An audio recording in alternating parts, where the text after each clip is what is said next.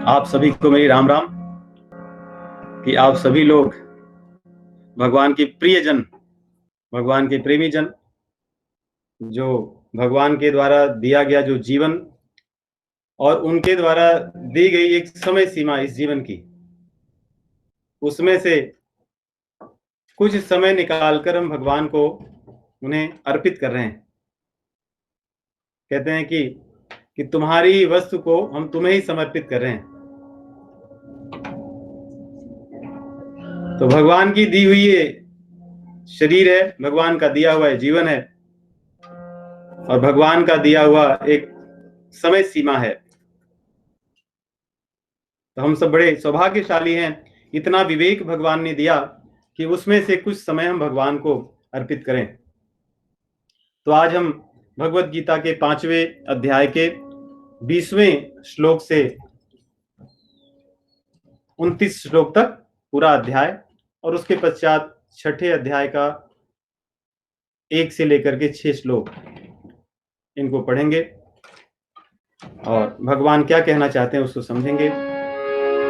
देखिए, भगवान बड़े दयालु हैं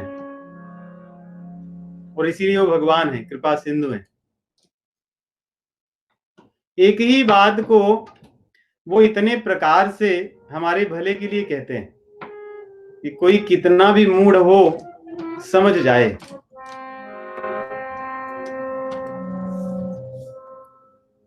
जैसे एक दोहा कहावत है कि करत करत अभ्यास के जड़मति होत सुजान, रसरी आवत जात है शील पे पड़त निशान। जैसे वो कुएं से जल निकालने का पहले जो विधि थी, उस रस्सी के घिसते घिसते आने जाने से ही जो पत्थर है उस पर भी एक प्रकार का चिन्ह अंकित हो जाता है। वैसे ही हमारी बुद्धि बड़ी मूढ़ है। इतने अनेक करोड़ों जन्मों से भोग में फंस करके उसके संस्कारों को लेकर के इतनी मूढ़ हो चुकी है कि ये बातें सरल होने पर भी जल्दी समझ में नहीं आती। कुछ लोगों को बहुत आसानी से समझ में आती है। नहीं, देखते हैं हम कई लोग सत्संग में आते ही कितने तीव्र गति से उनकी प्रगति होती है, उनके विचार, व्यवहार, आचरण सब कुछ बदल जाता है। और कई बार हमें अपना लगता है कि हमारे तो कितने वर्ष बीत गए, समय बीत गए वही चीजें सुन सुनकर, लेकिन हम में परिवर्तन नहीं होता। तो भगवान की कृपा ही है कि हम सभी जीवों का कल्याण कैसे भी हो जाए, इसलिए उसी बात को भगवान अलग अलग विधा से कहते हैं।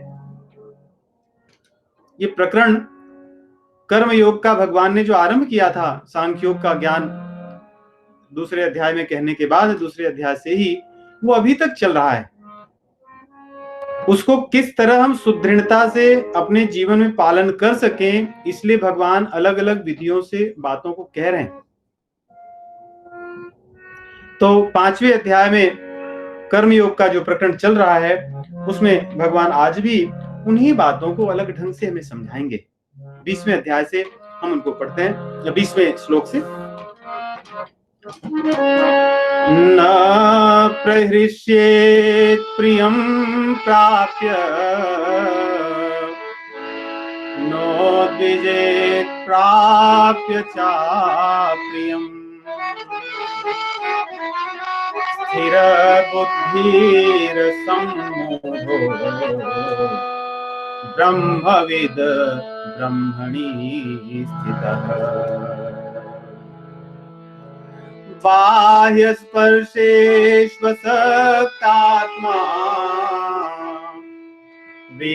विन्दत्यात्मनि यत् सुखम्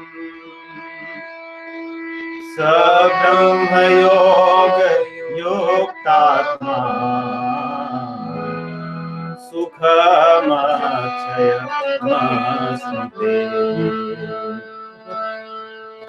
ये ही संस्पर्शजा भोगा दुःखयो नय आद्यन्तवन्त कौन्तेय न तेषु रमते बुधः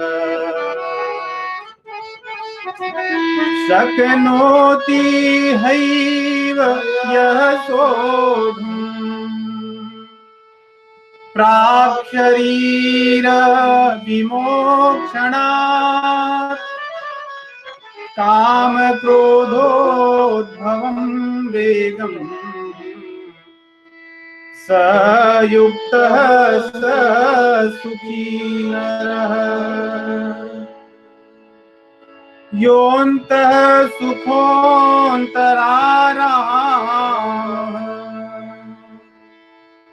तथान्तर्ज्योतिरेव यः स योगी ब्रह्मनिर्वाणम् ब्रह्मभूतोऽधिगच्छति लभन्ते ब्रह्मनिर्वाणम् ब्रह्मभूतोऽधिगच्छति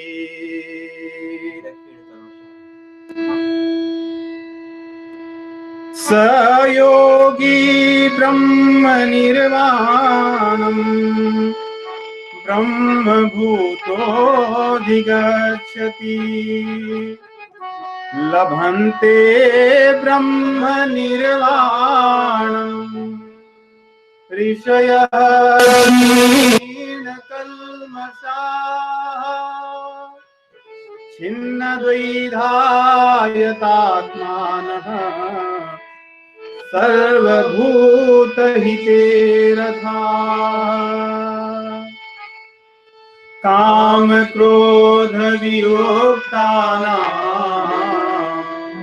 यतीनां यतचेतसाम् अभितो ब्रह्मनिर्वाणम् वर्तते विदितात्मनाम् स्पर्शान् कृत्वा बहिर्बाह्यान् चक्षुश्चैवान्तरे भ्रूः प्राणापानो समो कृत्वा नासाभ्यन्तरचारिणम्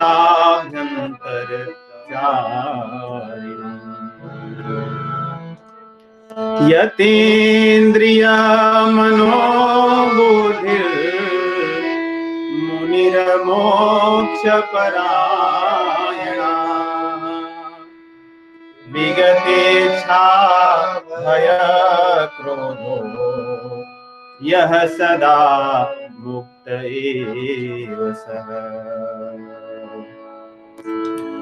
भोक्तारं यज्ञतपसां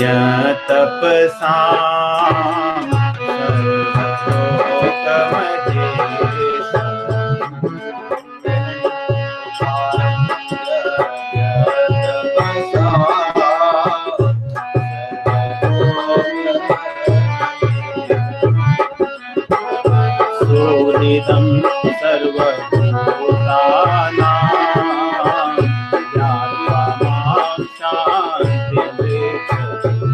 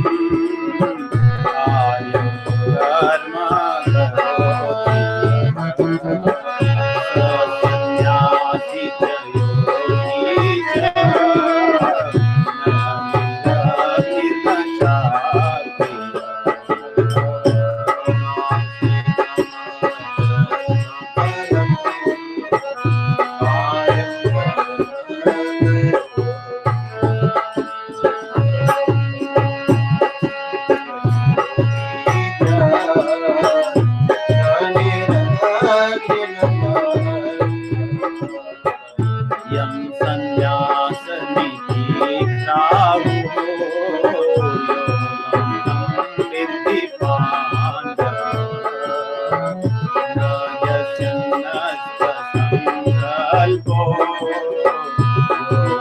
योगी भवति कश्चन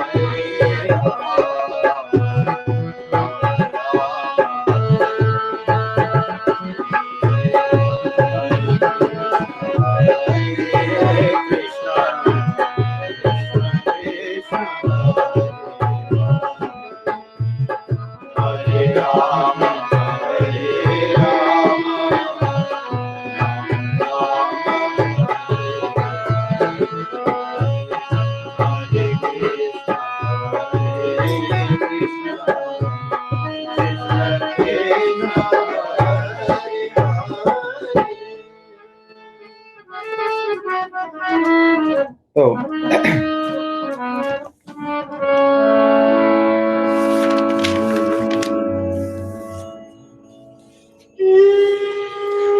पांचवें अध्याय में कर्म संन्यास योग, इस सिद्धांत का भगवान प्रतिपादन करते हुए पिछली बार कहे थे, इहैव तैर्जितः सर्गो येषाम साम्ये स्थितं मनः निर्दोषम ही समम ब्रह्म तस्माद् ब्रह्मणि ते स्थिताः। कि इह एव, इस जीवन में ही, इस शरीर के रहते ही कहते हैं कि इस सिद्धांत का पालन करते हुए जीव भगवान को पा सकता है। कैसे पा सकता है? कहते हैं उसके अंदर कुछ गुण होने चाहिए। किसी भी चीज को पाने के लिए हमारे भीतर कुछ गुणों की आवश्यकता है। कहते हैं कैसे पाएगा? तो आगे कहते हैं, जब जीव के भीतर कामनाओं का जो प्रवाह है, जिसके कारण उसकी सारी क्रियाएं जन्म से लेकर इस शरीर के शांत होने तक चलती रहती हैं, इन कामनाओं के प्रवाह पर जब नियंत्रण होगा, कामनाओं का प्रवाह बंद नहीं होगा, क्योंकि बंद हो नहीं सकता। कामनाएं कभी भी नष्ट नहीं हो सकती, लेकिन उनका प्रवाह जो है उसकी दिशा बदल सकती है। तो कह रहे हैं, जब किसी सांसारिक वस्तु के प्राप्त होने पर व्यक्ति प्रसन्न होता है, इसका अर्थ यह है कि उसके हृदय में उस वस्तु का स्थान है, उसके लिए उसके मन में प्रेम है। और किसी विपरीत परिस्थिति के, प्रतिकूल परिस्थिति के या पदार्थ के प्राप्त होने पर जब जीव के भीतर शोक का संचार होता है, अर्थात उसके भीतर द्वेष की भावना है, मुझे केवल सुख मिले और दुख मुझे न मिले, ये जो भीतर ये भावना है, यही भावना हमारे दैनिक जीवन में हर्ष की या उद्विग्नता का कारण है। तो भगवान कह रहे हैं वो बंद हो तब, जो जीव सांसारिक वस्तुओं के प्राप्त होने पर न तो प्रसन्न होता है और संसार के दुख को प्राप्त होने पर न तो उसके हृदय में उद्विग्नता आती है। उद्विग्न मतलब व्याकुल हो जाना, परेशान हो जाना, चिंतित हो जाना, शोकग्रस्त हो जाना। और ये कौन कर सकता है? वही व्यक्ति कर सकता है जिसकी बुद्धि या मन चंचल नहीं है, जिसकी बुद्धि स्थिर है। बुद्धि स्थिर किसकी होगी? जिसके भीतर ज्ञान होगा। जैसे जो बालक हैं, हम सब थे एक समय, और आज हमारे सबके यहाँ बालक हैं, जिन खिलौनों के लिए वो रोते हैं, बाल्यावस्था में हम भी उन्हीं चीजों में फंसे थे। लेकिन उन खिलौनों का सही ज्ञान हो जाने पर आज हमारे हृदय में उनके प्रति हर्ष या उद्विग्नता नहीं है। खिलौने तो आज भी हैं, नष्ट थोड़ी हो गए। कामनाएं हमारी तो आज भी हैं, नष्ट थोड़ी हुई। खिलौने भी हैं, कामनाएं भी हैं, परंतु वे कामनाएं वहां से हट गई। वैसे ही धन है, आज पहले भी था, आगे भी रहेगा, लेकिन हमारी सारी कामनाएं धन में ही लगी हुई हैं। उनके कारण ही मन में हर्ष या उद्विग्नता का भाव होता है, क्योंकि हमारी बुद्धि अज्ञानता में ढकी है। जैसे बाल्यावस्था में खिलौनों के लिए बुद्धि में अज्ञान था और मन में चंचलता थी। अज्ञानता ही वास्तव में चंचलता की द्योतक है। जब व्यक्ति को ज्ञान हो जाता है तो उसका मन स्थिर हो जाता है। अज्ञान की अवस्था में ही चंचलता होती है। हमारे दैनिक जीवन में भी यदि हम देखें, मन में चंचलता का भाव अधिक होना मतलब संसार की कामनाओं में ही मन रमता है। अगर हम किसी के साथ बात करने बैठे या हमसे कोई बात करे, बहुत आसान है समझना कि हमारी बुद्धि मूढ़ता में है या मूढ़ता से बाहर निकल चुकी है। जिन विषयों की हम चर्चा करें, जिन विषयों का चिंतन करें, जिन विषयों में हमारा मन लगे, वे विषय निश्चित रूप से उस वार्तालाप में बाहर आएंगे और हमारा मन उन्हीं चीजों में ही रमेगा, उन्हीं चीजों की बातें करेगा। क्योंकि संसार की चीजें देखिए, ये उत्पन्न होंगी और चली जाएंगी, ये कभी स्थिर नहीं रहेंगी। इसलिए हमारा मन जो उसमें लगा है वो भी कभी स्थिर नहीं होगा, क्योंकि संसार की चीजें जब चंचल हैं तो जिसमें मन को हमने लगा दिया वो भी चंचल ही होगा। लेकिन जो हमारे भगवान हैं वे तो समुद्र की तरह सदैव स्थिर रहने वाले हैं और वे सदैव सृष्टि के नष्ट हो जाने पर भी रहने वाले हैं। इसलिए जब उनमें मन लगता है तो बुद्धि वहां जाकर स्थिर हो जाती है और बुद्धि के स्थिर होने पर, मन की चंचलता के नष्ट होने पर ही वास्तव में सही चीजें समझ में आती हैं। अगर कोई व्यक्ति कामनाओं के पीछे भागता रहे, उसको हम ज्ञान की बातें करें तो ज्ञान की बातों में उसका मन नहीं लगेगा और न उसको समझ में आएंगी। लेकिन वही जीव यदि ठोकर खाए संसार की और उसके मन में संसार की ठोकरें खाते खाते एक तरह की हताशा हो, मन स्थिर हो जाता है, तब मन नहीं दौड़ता। तब उससे यदि भगवान की बातें करो तो बहुत शीघ्रता से समझता है, क्योंकि केवल कारण क्या है, मन की चंचलता कम हो जाती है या रुक जाती है, तब बुद्धि भी स्थिर होने लगती है। इसीलिए हमारे आचार्यों ने तो कहा है कि दुख की प्रतीक्षा हम क्यों करें, क्यों न विवेक द्वारा, सत्संग द्वारा उस स्थिति को स्वयं प्राप्त करें कि जब मन स्थिर हो जाए, बुद्धि स्थिर हो जाए। कहते हैं ऐसा होने पर ही जीव ब्रह्मविद ब्रह्मणि स्थितः, तभी वो भगवान को जान सकता है। और जो भगवान को जान जाता है, सदैव शास्त्रों में आया है, हमारे उपनिषदों में सदैव आया है कि ब्रह्मवेद ब्रह्मैव भवति। जो भगवान को जान लेता है, ब्रह्म को, वो ब्रह्म के समान हो जाता है, वो ब्रह्म हो जाता है, क्योंकि उसकी स्थिति वैसी हो जाती है। ब्रह्मैव सन ब्रह्माप्येति, ब्रह्म के साथ मिलकर ब्रह्म में ही प्राप्त हो जाता है, ब्रह्म ही हो जाता है। इसका मतलब ये नहीं कि वो भगवान हो जाता है, इसका मतलब उसके भीतर वही गुण दिखने लगते हैं जो हमारे परमात्मा में है। स्थिरता, दया, कृपालुता, सहिष्णुता, परोपकार, किसी से कुछ न पाने की इच्छा। तो भगवान कह रहे हैं ये चीजें कोई सामान्य ऐसे ही नहीं आ जाएगा। नहीं, आजकल जैसे हमें हर चीज फन में चाहिए, नहीं, कभी लगता है कि there should be something fun. अध्यात्म में फन कहां होगा, फन तो संसार में होगा। फन चाहिए तो फन वाला ही मिलेगा।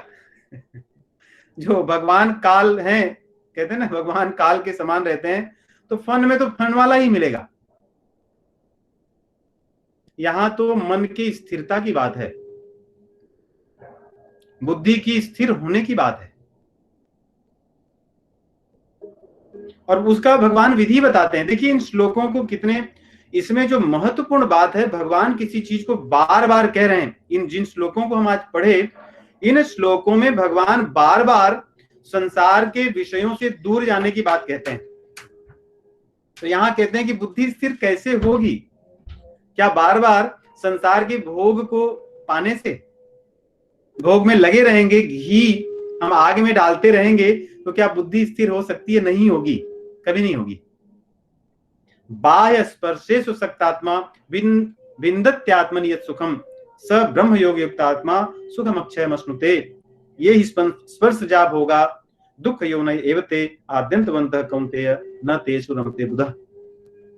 भगवान कह रहे हैं बाहर के सुख, इंद्रियों के स्पर्श से जो सुख मिलने वाले हैं, और ये बात आरंभ किए थे, इसलिए मैं कह रहा था कि भगवान वही बात बार बार कह रहे हैं। ये बात भगवान आरंभ जब अर्जुन से कहे थे, शायद 14वां श्लोक था, मात्रा स्पर्शासु कौन्तेय शीतोष्ण सुख दुखदाह आगमापायिनो नित्यास्तान तितिक्षस्व भारत। भगवान बोले थे अर्जुन, इंद्रियों के रहते तो कभी सुख और दुख इनसे नहीं बच सकते, इनको सहना सीखो। मतलब क्या है? इनमें मत रमो, इसमें सुख मत ढूंढो, इनके भरोसे मत बैठ जाओ, ये तुम्हें ले डूबेंगे, क्योंकि इनका स्वभाव है डूबना। नहीं, डूबती हुई नौका पर हम बैठ जाएं आराम से तो तभी उठेंगे जब डूबेंगे, तब पता चले हम डूब चुके हैं। वैसे संसार के भोग विलास से नष्ट होने वाले हैं, डूबने वाले हैं। ये कब रहने वाले हैं? ये हमारी इंद्रियों से मिलने वाला सुख कब तक रहेगा? ये तो नष्ट होने ही वाला है। तो हम इसके आश्रय बैठकर कितने दिन तक आनंद लेंगे? डूबना ही एक दिन। तो डूबने के पहले ही भगवान बता रहे हैं कि बाह्य स्पर्शेषु सक्तात्मा विन्दत्यात्मन यत् सुखम स ब्रह्म योग युक्तात्मा सुखम अक्षयम अश्नुते। जीव जब आरंभ करता है अपना अभ्यास, धीरे धीरे बाहरी जो इंद्रियां हैं उनसे जो मिलने वाला सुख है, जब जीव उनसे छोड़ने लगता है तो मन में एक तरह का सुख मिलता है, सात्विक सुख कहते हैं। आप धीरे धीरे जब साधना अपनी करने लगेंगे, आपको अनुभव होगा कि एक अलग तरह का आनंद मिलता है जो संसार में नहीं रहता। लेकिन वो वही भगवान का आनंद नहीं। भगवान यहां कह रहे हैं वही मेरा आनंद नहीं है, उसके बाद मेरा आनंद है। जब जीव बाहरी संसार की चीजों से सुख लेना छोड़ देता है तो एक तरह का सुख उसके जीवन में आता है।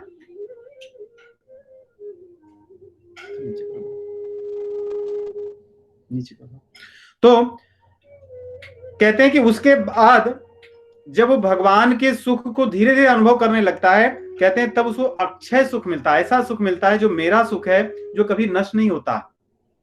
संसार के सुख तो आते और चले जाते हैं, लेकिन भगवान का सुख एक बार मिल जाए तो बस उसमें आनंद ही आनंद होता है। इसीलिए तो योगी लोग रमे रहते हैं। वो कहते हैं ना कि उन्हें ही वास्तव में सुख की चाह होती है, बाकी तो सब मूड है। योगियों को तुरंत संसार में पता चल जाता है ये तो मूर्खता की बात है, इसमें कुछ है नहीं। भक्तों को पता चल जाता है कि संसार में वास्तव में कुछ वास्तव की चीज नहीं है, क्यों मैं रमा रहूं। जैसे हम लोग जॉब करते हैं और उसके फल में हमें डॉलर्स मिलते हैं, उस डॉलर्स की एक संख्या होती है। नहीं कि आप एक महीने काम किए, 10,000, 20,000, $25, एक आपको एक संख्या मिलती है। मान लो हम इस देश में हैं, यहां पे संख्या उतनी रही, उस डॉलर के आगे कुछ और चिन्ह लगे, INR लगे या कुछ और देशों की करेंसी लगे, संख्या वही रहे, तो तुरंत हम सजग हो जाएंगे कि नहीं नहीं ये घाटे का सौदा है। मैं तो वो USD के लिए कर रहा था सब, लेकिन ये तो मुझे कुछ और मिल रहा है। संख्या तो वैसी ही है, संख्या में कोई परिवर्तन नहीं, लेकिन उसके संकेत में परिवर्तन है। वैसे ही सुख संसार में दिखता है, लेकिन जो बुद्धिमान होते हैं ना, तुरंत पता चलता नहीं नहीं नहीं ये मैं नहीं चाह रहा था, मेरे को कुछ और चाहिए था, ये घाटे का सौदा है। वो तुरंत अपनी दिशा बदलते हैं, अपना विचार बदलते हैं, कहीं और ढूंढने लगते हैं, तब भगवान की कृपा से उन्हें मिलता है। भगवान वही बात यहाँ कहते हैं कि जब जीव बाहरी इंद्रियों से जो मिलने वाला सुख है उसको छोड़ देता है, तब उसको एक आनंद मिलता है। हम सब साधकों को यह अनुभव होता होगा। आप सुबह जब उठते हैं, भगवान की सेवा करें, जप करें, मन की जो एक शांति मिलती है, उसी सुख की बात कर रहे हैं, वही सुख है ये। लेकिन यही भगवान का सुख नहीं, इसके बाद है भगवान तो बाद में मिलेंगे, जब हम इस मार्ग पर चलते रहेंगे। और क्या कह रहे हैं? स ब्रह्म योग युक्त आत्मा। ऐसा कर्म करते करते जब वो युक्त आत्मा योगी बन जाता है, तब मैं अपना सुख देता हूं। बिना योगी बने सुख नहीं मिलता। भोगी तो सुख नहीं पाता, संसार में भोग पाता है, योगी ही सुख पाता है। योगी में भक्त भी हैं, जो साधना करने वाले अन्य पंथ के लोग भी हैं, कर्म योगी, ज्ञान योगी, ध्यान योगी, सभी उसी में। इसलिए भगवान कह रहे हैं कि हे अर्जुन, ये बाहरी इंद्रियों से कितना सुख भोगोगे, उसकी कितनी चाह करोगे। जो बुद्धिमान लोग होते हैं, न तेषु रमते बुधः, बुद्धिमान व्यक्ति पहले से ही देख लेता है कि नहीं, ये मेरे काम की चीज नहीं है। ये तो मूर्ख होते हैं जो उसमें रमते हैं। रमता मतलब समझते हैं ना, संस्कृत में रम धातु है, गुजराती में खेलने को रम भी कहते हैं, क्योंकि उसमें आदमी खो जाता है खेल में नहीं इसलिए। और रम धातु का अर्थ वैसे संस्कृत में क्रीड, खेलने को क्रीड़ा कहते हैं, परंतु खेलने से ऊपर की जो बात है उसको रमना कहते हैं, जिसमें आदमी सब कुछ भूल जाए। भगवान कह रहे हैं न तेषु रमते बुधः, किसमें?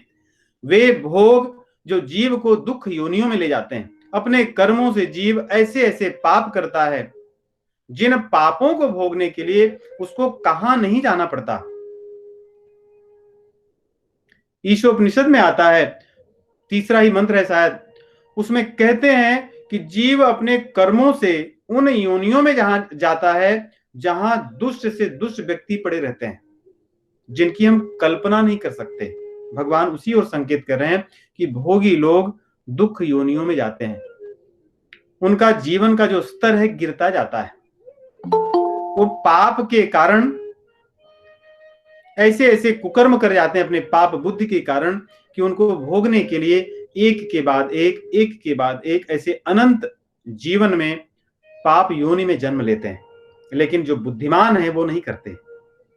तो हमें निश्चित करना है इस श्लोक में या इन तीनों श्लोकों में कि हमें भगवान के बताए हुए अनुसार बुद्धिमान होना है, या संसार में हम बुद्धिमान उसको मानते हैं जिसने क्विक सब कुछ पा लिया। He is very sharp guy, he is very smart, he is very intelligent.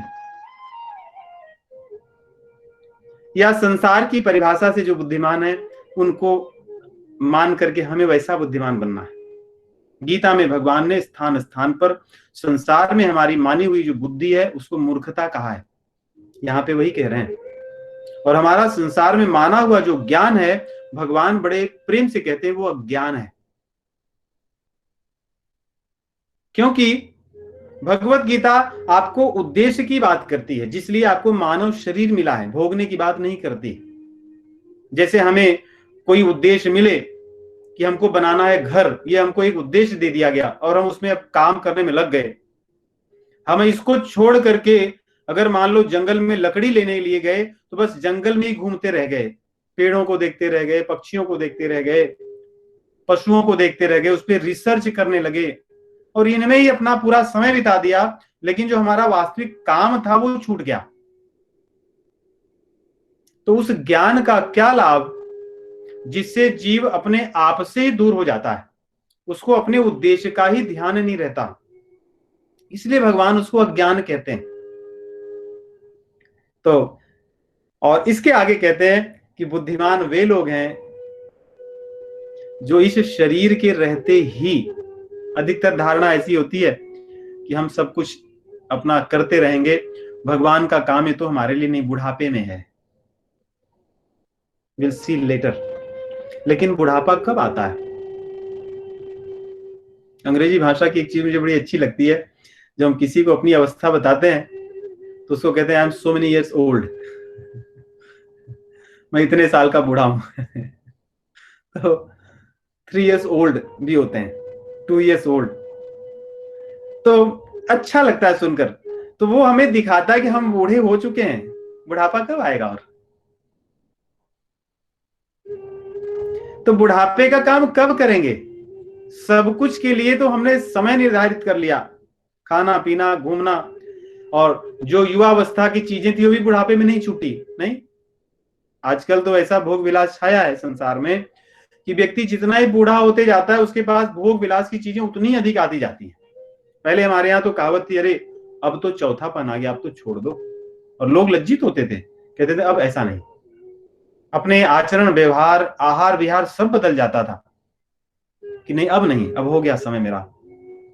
लेकिन अब तो ऐसा नहीं है, आदमी सारा जुगाड़ ही इसलिए करता है कि अब नहीं तो बुढ़ापे में भी ये भोगता रहूं मैं, सब चलता रहे मेरा। और बुढ़ापा है, कब छूटेगा शरीर किसको पता है? किसी को नहीं पता है कब छूटेगा। इसलिए इस शरीर के रहते ही भगवान यहां बात करें प्राक शरीर विमोक्षणात्, ये शरीर नष्ट हो इसके पहले उसकी प्रतीक्षा मत करो, इसके पहले शक्नोति इह एव, यह शब्द कितने अच्छे, कहते हैं इह एव, जो इस शरीर के रहते ही, नष्ट होने के पहले ही, जब कोई बात को ही कह करके बताया जाता है उस पर बहुत भगवान जोर दे रहे हैं।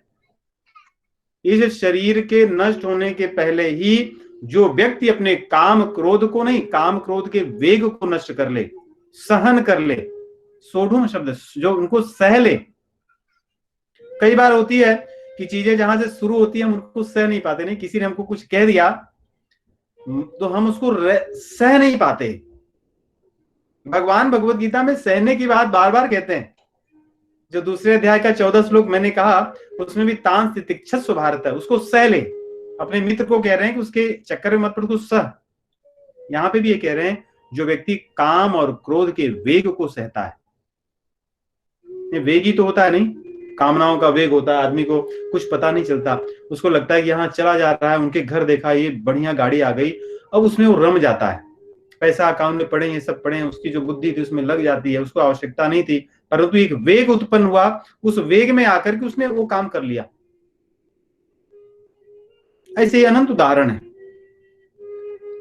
कामनाओं का वेग जीव को घुमा ले जाता है और वेग कभी अच्छा नहीं होता। नहीं, नदियों में जब तीव्र वेग बहता है वो हितकारी नहीं होता, हवा का जब तेज वेग बहता है हितकारी नहीं होता।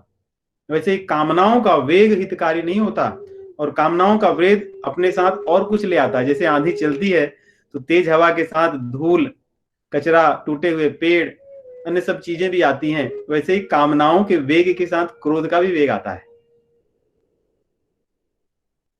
पूरी हो गई तो अच्छी है, नहीं तो फिर क्रोध का वेग चलता है। तो भगवान कह रहे हैं कि जो व्यक्ति इनको सह लेता है उसको मैं सुखी मानता हूं, उसी को मैं योगी मानता हूं। वो व्यक्ति नहीं है जो कामनाओं के एक के बाद एक बटोरता चला जाता है। नहीं, बटोरने की जो प्रक्रिया है ये जीव के कल्याण का नहीं है, ये तो संसार में बंधने का मार्ग है, बटोरने का। इसलिए अपने जीवन को हल्का रखो, जीवन में बहुत ताने बाने न हो, अनावश्यक वस्तुओं का संग्रह जीवन में न हो, क्योंकि फिर हमें अपने लिए समय नहीं मिलता। इन वस्तुओं के संग्रह में, इनके संचय में, इनकी देखरेख में, इनमें आसक्ति बढ़ती जाती है और जीव इसमें ही फंस जाता है। कहते हैं सुखी तो वही होगा जो योगी है। योगी वही है जो अपने उद्देश्य को जानता है, जिसने काम और क्रोध के वेग को सह लिया, वो योगी है। तो और इसलिए कहते हैं आगे, जो योगी होगा उसके अंदर एक सुख होता है, उसके अंदर एक आराम होता है। योऽन्तः सुखोऽन्तरारामः तथान्तर ज्योतिरेव यः, जो अपने भीतर के ज्ञान के द्वारा संसार के सुख दुख को जीत चुका है, उसके मन में एक प्रकार की शांति होती है, वो अपने मन में रमता है। नहीं, हमने एक चीज देखा है संसार में, देखिए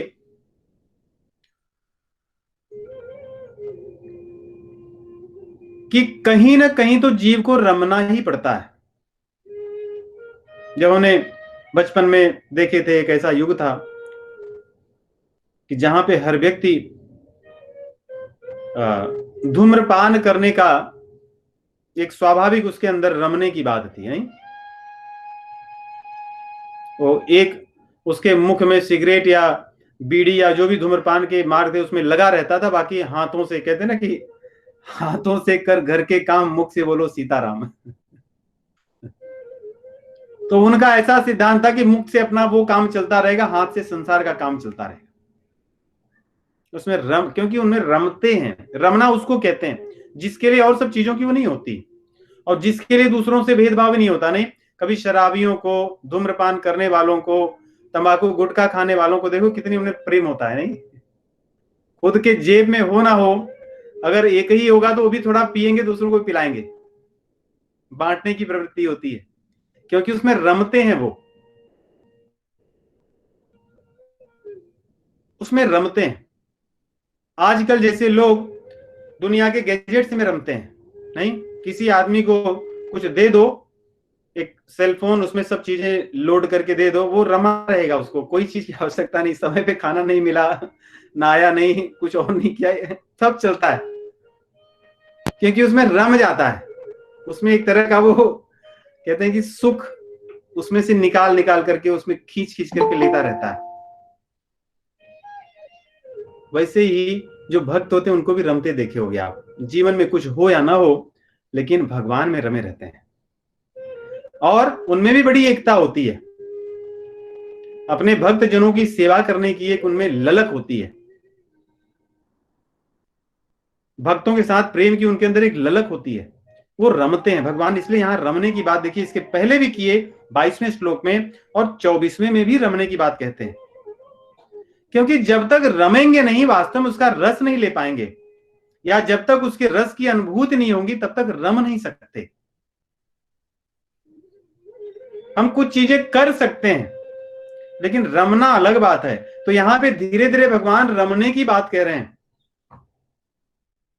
साधनाओं से हमारे भीतर रमने की भावना होने लगनी चाहिए। रमना उसको भी कहते हैं, जैसे कोई आपको 2 बजे रात भी उठा करके किसी काम के लिए बोले, जिसमें आप अपनी नींद को भूल जाओ, भोजन की याद न रहे, उसको रमना कहते हैं। जैसे हमारे कई मित्र हैं कार्यालय में, जब देखता हूं उनको ना, उनको लंच की किसी चीज की चिंता नहीं, उनको बस ऐसे रहता कि ये काम ऐसा चलता रहे, मुझे प्रमोशन मिलता रहे, लोग मुझे रिकॉग्नाइज करते रहे, उसमें खूब रमते हैं उनको। और जैसे हम लोग अगर ऐसे किसी मीटिंग में रहे तो हमें तो ऐसे लगता है भूख लग गई, मीटिंग तो बाद में भी कर सकते थे इसकी क्या आवश्यकता है, क्या हो जाएगा, 4 दिन बाद होगा तो क्या होगा लेकिन उसमें उनको अच्छा लगता है। अगर उनको कहो कि आज समय नहीं है, 6 बजे के बाद, या आई एम अवेलेबल, एक हमारा है साथ में, उनका ईमेल आता है कि I am available, you can schedule meeting even at 7:30 AM। लेकिन वैसे ही हम लोगों में रहता है कि अगर कोई रात में 10 बजे चलता रहे, रामायण का कार्यक्रम चल रहा है, उसमें बजाना हो, गाना हो, नाचना हो, कथा करनी हो, सुननी हो, 2 बजे रात हो, फिर रमते इसमें आनंद आता है। ऐसा नहीं लगता कि नींद आ रही है, भूख लगी है, नहीं, कथा चलती हो, दोपहर का 12 बज गया हो, 2 बजे भी कथा का विराम हो, तो मन में अच्छा लगता है, कोई बात नहीं, भूख नहीं लगती। ऐसे रमना सदैव हो, इसी को रमना कहते हैं, इसी को भगवान कह रहे हैं। इस सुख की अनुभूति होने पर तब भगवान अपने आप को दिखाते हैं, दर्शाते हैं, अपना साक्षात्कार जीव को करवाते हैं, और भगवान उसी को योगी मानते हैं, और उसी को ब्रह्म निर्वाण ब्रह्म भूतोधिगच्छति। इस शब्द को समझिए, इन श्लोकों में भगवान ने इसकी चर्चा बार बार की है।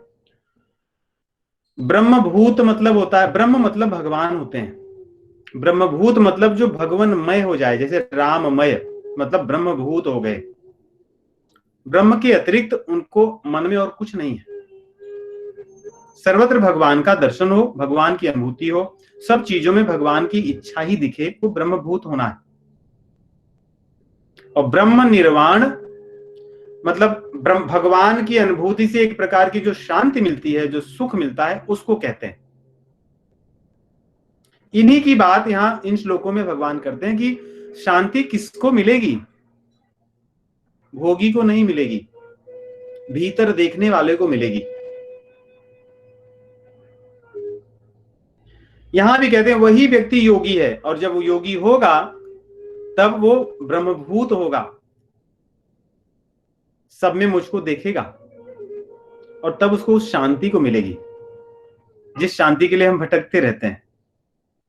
संसार में भी तो शांति मिलती है, नहीं, कितना शांत हो जाता है मन लेकिन फिर से कुछ समय बाद उद्विग्न हो जाता है, क्योंकि वो शांति वास्तव में शांति नहीं थी, वो संसार के सुख की अनुभूति की शांति थी, या संसार के दुख की निवृत्ति की शांति थी।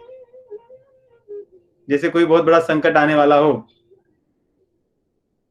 और जैसे मान लो किसी व्यक्ति को कोरोना पॉजिटिव हुआ है कि नहीं, उसकी रिपोर्ट आने वाली हो, वो 100 लोगों के साथ बैठ करके आनंद ले रहा हो और पता चले उसमें से एक जन बीमार थे,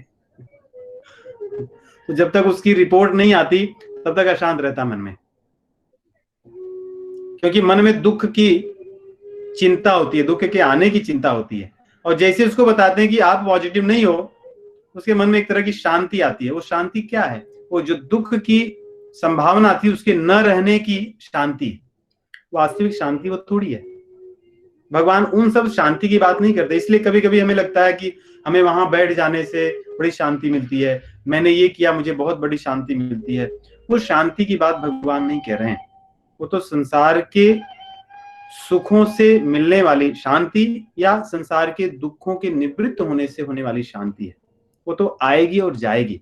वो तो पशुओं को भी मिलती है, पक्षियों को भी मिलती है, सरीसृप को भी मिलती है। नहीं, जैसे पशु भूखा होता है, शांत रहता है, उसको मिल गया भोजन, खुश हो गया, शांत हो गया।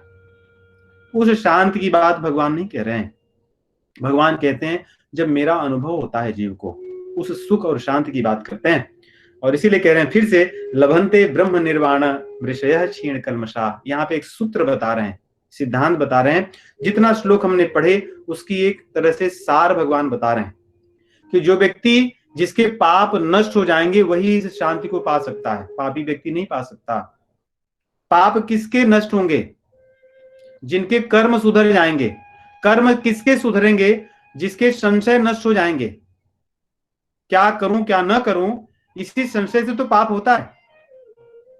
जब हमें पता हो कि यही कार्य करने से भगवत प्राप्ति होगी, भगवान की कृपा मिलेगी, पाप नहीं मिलेगा, तो हमें तो शांति मिलेगी, तो हम क्षीण कलमश बनेंगे, हमारे पाप नष्ट होंगे। तो जिनके जीवन का संशय नष्ट हो जाए, हमारे सारे उपनिषदों का उद्देश्य एकमात्र यही है, जीव के जीवन के संशय को नष्ट करना।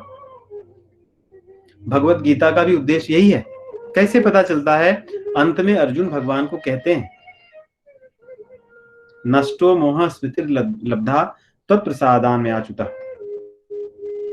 कि आपकी कृपा से मोह जो था, संशय नष्ट हो गया। स्थितोस्मि गत संदेह, जो मेरा संदेह जहां से मैंने शुरू किया था वो मेरा नष्ट हो गया। तो भगवान कह रहे हैं जिस जीव का संशय नष्ट नहीं होगा वो, उसके पाप नष्ट नहीं होंगे, और जिसका पाप नष्ट नहीं होगा वो ब्रह्म निर्वाण रूपी जो शांति है नहीं प्राप्त कर सकता। तो फिर संशय किसका नष्ट होगा? इसी श्लोक में बताएं, यतात्मनः सर्वभूत हिते रताः, जिसका अपने मन पर, अपनी इंद्रियों पर नियंत्रण होगा। नहीं, हमारे पाप के कारण क्या है? मनमानी करना, वही तो है। नहीं मुझे बस ये करना है, I like it, I love this. एक बार की बात है, बड़े संक्षेप में, कि मैं पोस्ट ऑफिस में खड़ा था लाइन में अपने पैकेज को देने के लिए। हमारे आगे 2-3 ऐसे कुछ एक व्यक्ति थे, उनका चल रहा था फोन पे कन्वर्जेशन, ऐसे ऐसे, यस 12 फलाना चिकन या दिस, ओके 2 डजन्स, कुछ तो ऐसे कुछ मांस बस करके सब चीजें, उनका ऑर्डर चल रहा था, कहीं ऑर्डर कर रहे थे। Yes I will come and pick up. तो उनका जो लिस्ट था, वो लिस्ट सुनकर ही मेरे दिमाग में चल रहा था, व्यक्ति इतना सब खा जाता है तो उसका हर, मतलब खाना तो एक सामान्य हर जीव का है, जिसने शरीर धारण किया खाएगा, वहीं से पाप की गठरी शुरू होती है। तो जिसके कर्म इतने पाप में होंगे वो क्या करेगा? जिसकी इंद्रियां उसके नियंत्रण में नहीं, मन नियंत्रण में नहीं, क्या बोलना है, क्या करना है, कहां जाना है, किससे मित्रता रखनी है, किससे नहीं रखनी है, किस प्रकार के भोजन को करना है, किस प्रकार व्यवहार करना है, कैसे धन कमाना है, धन का उपयोग कहां करना है, यही तो यथात्मन, यही तो मन है। मन को नियंत्रण करना यही होता है। भगवान कहते हैं वही जीव मन को नियंत्रण कर सकता है जो अपनी स्वार्थ भावना को त्याग दे और दूसरों के हित की सोचे। इसलिए कहते हैं सर्वभूत हिते रता, जो दूसरों के हित में अपने मन को लगाता है। अपने हित में लगाने वाला जीव कभी अपना स्वार्थ से ऊपर नहीं उठ सकता। सर्व, इसलिए इस श्लोक को पढ़ते समय मुझे बड़ा अच्छा लगा। इसको उल्टा पढ़े अगर, सर्वभूत हिते रता यतात्मनः छिन्न द्वैधा क्षीण कल्मषाः ब्रह्म निर्वाण मृषय लभन्ते। इसका अन्वय अगर इस तरह से करें कि तो बहुत अच्छा होगा कि जो सभी लोगों के हित की सोचने वाला जीव अपने हितों को छोड़ देता है, अपने स्वार्थ को छोड़ देता है, उससे उसके जीवन में एक तरह से शक्ति मिलती है। स्वार्थी व्यक्ति में शक्ति नहीं होती है, वो तो भयभीत रहता है। दूसरों को हित करने वाला व्यक्ति सिंह के समान रहता है, और उसके संशय नष्ट होने पर पाप नष्ट होते हैं। पाप नष्ट होने पर ही भगवान की कृपा होती है। पापी व्यक्ति को भगवान नहीं मिलते। और उसी बात को और आगे बढ़ाते हुए देखिए, ये बात भी बार बार आई है, काम क्रोध। इसके पहले भी आया था कि काम क्रोध वेग को जो रोक सकता है, और यहां पे भी कहते हैं काम क्रोध को जो छोड़ करके अपने मन पे नियंत्रण किया है, ऐसे साधक लोग सदैव भगवान के सुख में ही रहते हैं, ऐसा मानना चाहिए। वर्तते विदित आत्मनाम, जो लोग, उन्हीं लोगों को मैं विदित आत्मनाम, उन्हीं को ज्ञानी मानता हूं। किनको? जिनके भीतर काम और क्रोध नहीं रहा। कामी क्रोधी आदमी को भगवान ज्ञानी नहीं कहते। तो घूम फिर कर देखें, भगवान का कहना बड़ा सरल है। दूसरों के हित की प्रधानता को सोचकर संसार के लिए, संसार की चीजों में जो जीव अपनी इंद्रियों को नियंत्रित करता है, उसके मन में बसी हुई जो कामनाएं हैं, क्रोध है, भय है, ये सारी चीजें नष्ट हो जाती हैं। और ऐसा जीव के भीतर एक तरह का सुख उत्पन्न होता है, जिस सुख से वो आसानी से मुझे समझ सकता है, मुझे जान सकता है। और ऐसे भी होता है ना कि अगर जैसे छोटे बच्चे हैं, उनको क्या संसार के धन के बारे में पता है? नहीं पता है। उनको क्या पता कि ये डॉलर्स की क्या महत्ता है, उसका महात्म्य क्या है, गोल्ड का क्या महात्म्य है, बड़े बड़े जो लोगों के बिजनेसेस है उसका क्या महात्म्य, उसको नहीं पता है। उसके महात्म्य को धीरे धीरे जब वो सुनता है, समझता है, धीरे धीरे उसका अनुभव करता है, तब जाके पता चलता है, okay, I want to do this, I want to get this, I want to be like this. वैसे ही भगवान यहाँ कह रहे हैं, जो हमारे जैसे साधक बच्चे हैं, इन बच्चों को जब वो शांति का अनुभव होने लगेगा धीरे धीरे, क्योंकि अभी तो उनको पता ही नहीं क्या है, ऐसा लगता है कि ऐसा कुछ होगा क्या कि संसार में इतना मुझे बढ़िया लगता है जब मैं ये खाता हूँ, इतने बढ़िया लगता है जब मैं ये बोलता हूँ, इतना मुझे बढ़िया लगता है जब मैं अपनी प्रशंसा सुनता हूँ, इससे ज्यादा और सुख क्या चाहिए? I have everything what I want. लेकिन भगवान बार बार उस सुख की बात कर रहे हैं, जिस सुख को पाने के बाद तब व्यक्ति की और लालसा बढ़ती, मुझे और चाहिए, मुझे उसका और अनुभव चाहिए, तब भगवान मिलते हैं। भगवान ही नहीं कह रहे हैं कि ऐसा करने से मैं तुरंत आ जाता हूं सामने, कहते हैं उसको लगने लगता है कि कुछ है यहाँ पे, और वो अपनी साधना फिर वहां नहीं छोड़ता हो कि ऐसा मुझे मिलने लगा, मैं पा गया सब कुछ। तब अपनी साधना को और भी मन से करता है, उसके लिए और लालायित होता है, अपनी सारी कामनाओं को, सारी चीजों को भगवान उस तरफ और मोड़ता है। नहीं जैसे हमने जब पता चला, जैसे हम सब लोग भारत में जन्मे, सब कुछ किए, वहां पढ़े लिखे, में पता भी नहीं था, ढूंढ ढूंढ के कितनी मेहनत करके यहाँ अमेरिका में आ गए। क्या किसी ने आके में बोला था कि तुमको यही करना है? देखिए, उस सुख के अनुभव को जान के, उसको ढूंढते ढूंढते आदमी प्रयत्न करके यहाँ आ गया,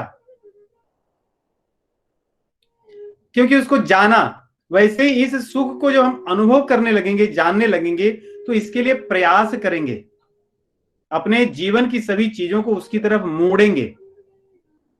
जब मैं कई बार कहता हूं, हमारे अगर मान लो धन कमाने का जो साधन है उसमें कोई परिवर्तन हो जाए, तो हम लोग अपने घर की और अपने जीवन की सारी क्रियाओं के उसके अनुसार तुरंत ढाल लेते हैं, समय नहीं लगता तनिक भी। अगर किसी का जॉब मान लो कि मंडे से मॉर्निंग 6 AM हो जाए, तो आदमी तुरंत वो 4 बजे 5 बजे उठना होगा, सब चीजें वैसे कर लेगा, रात में समय पे सोएगा या आकर 2 घंटे सो लेगा, सब तैयारी कर लेगा। उसको किसी और से कुछ ऐसे ज्ञान लेने की आवश्यकता नहीं होती, क्योंकि उस चीज को उसने अपने जीवन में प्राथमिकता मान करके एक धारणा बनाई है।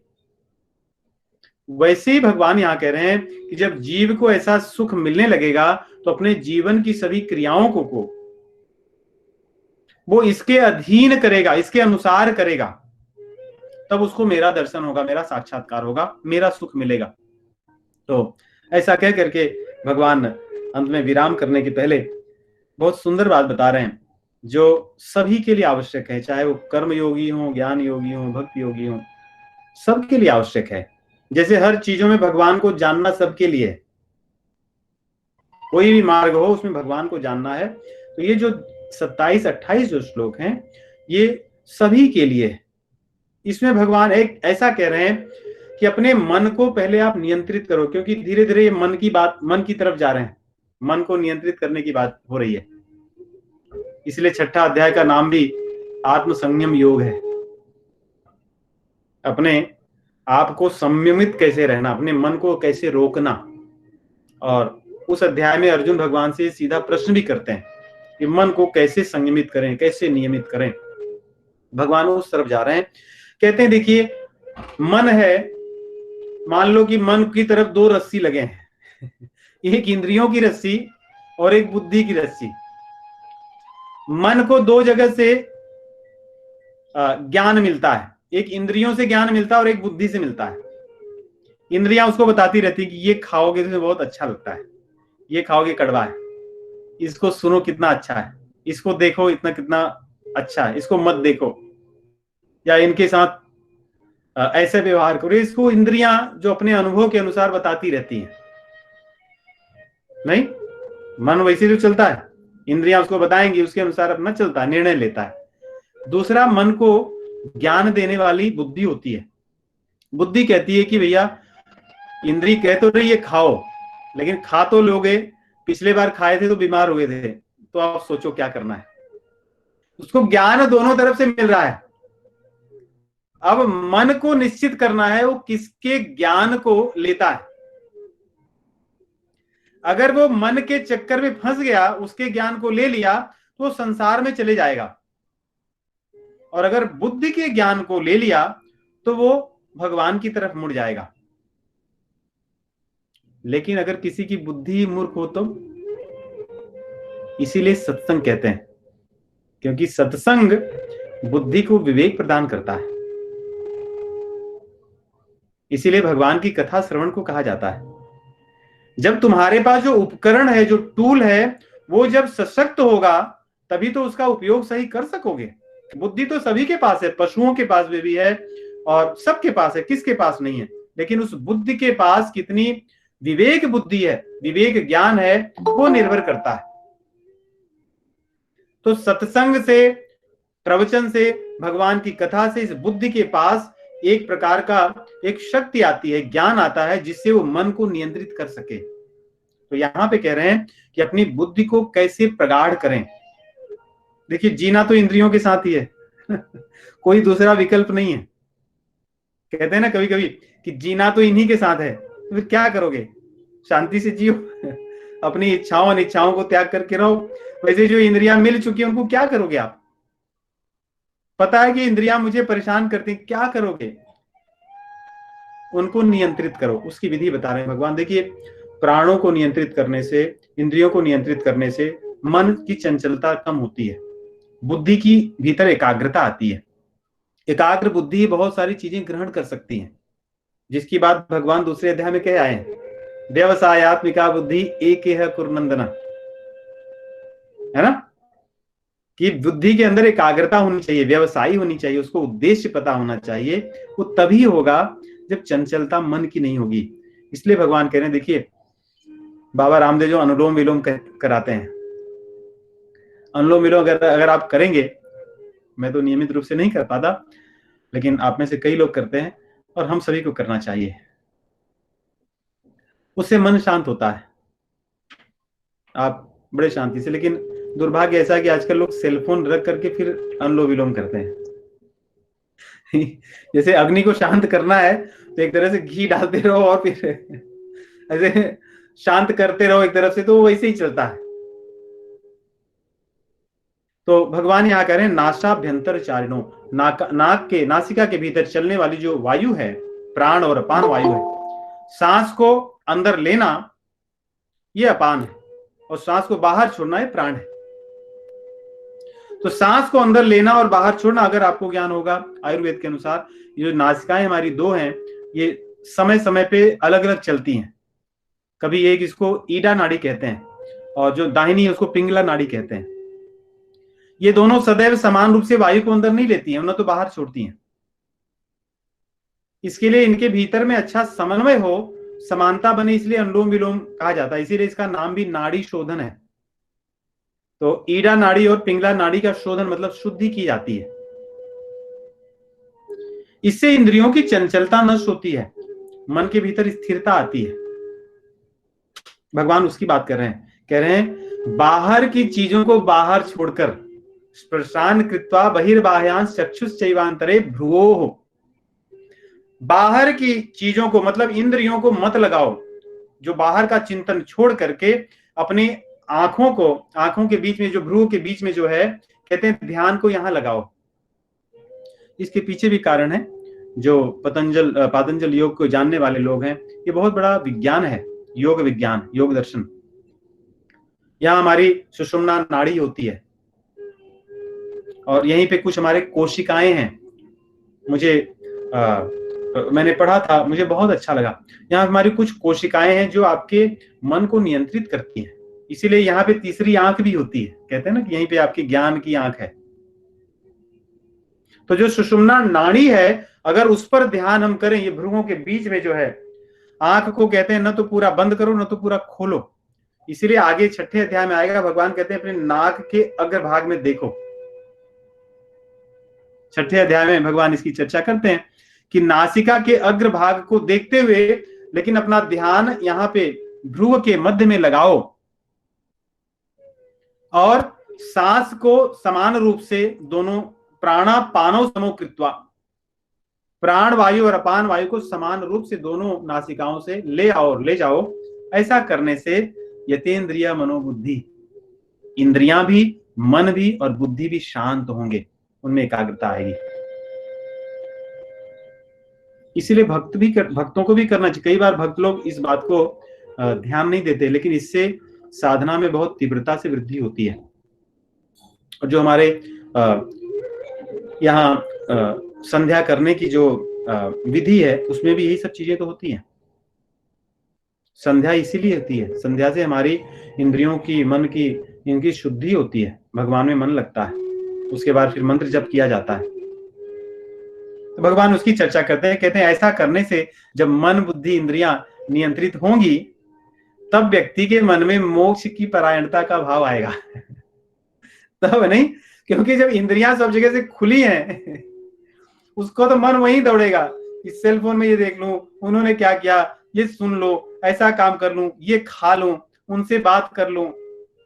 उसके मन में मोक्ष के सुख की कहां इच्छा होने वाली है? उसके मन में तो भोग की ही इच्छा होगी। जैसे हम दरवाजा चारों तरफ से सब खोल दें तो घर में और दीपक जला के रखें, तेज हवा आती हो तो दीपक कहां जलने वाला? गोस्वामी तुलसीदास जी इसकी बात करते हैं, नहीं, यही विधि ले सही दीप, कहते हैं जब सभी दरवाजों को बंद करके जब दीप ज्ञान का जलाओगे तब वो जलेगा,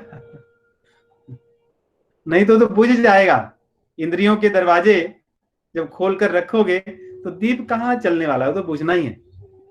भगवान कह रहे हैं ऐसा करने से व्यक्ति के भीतर इच्छा, क्रोध, भय नष्ट होता है, क्योंकि इन्हीं के कारण तो होता है। जब मन इंद्रियां स्थिर नहीं हो, इन भावनाओं से बहुत व्यक्ति परेशान होता है।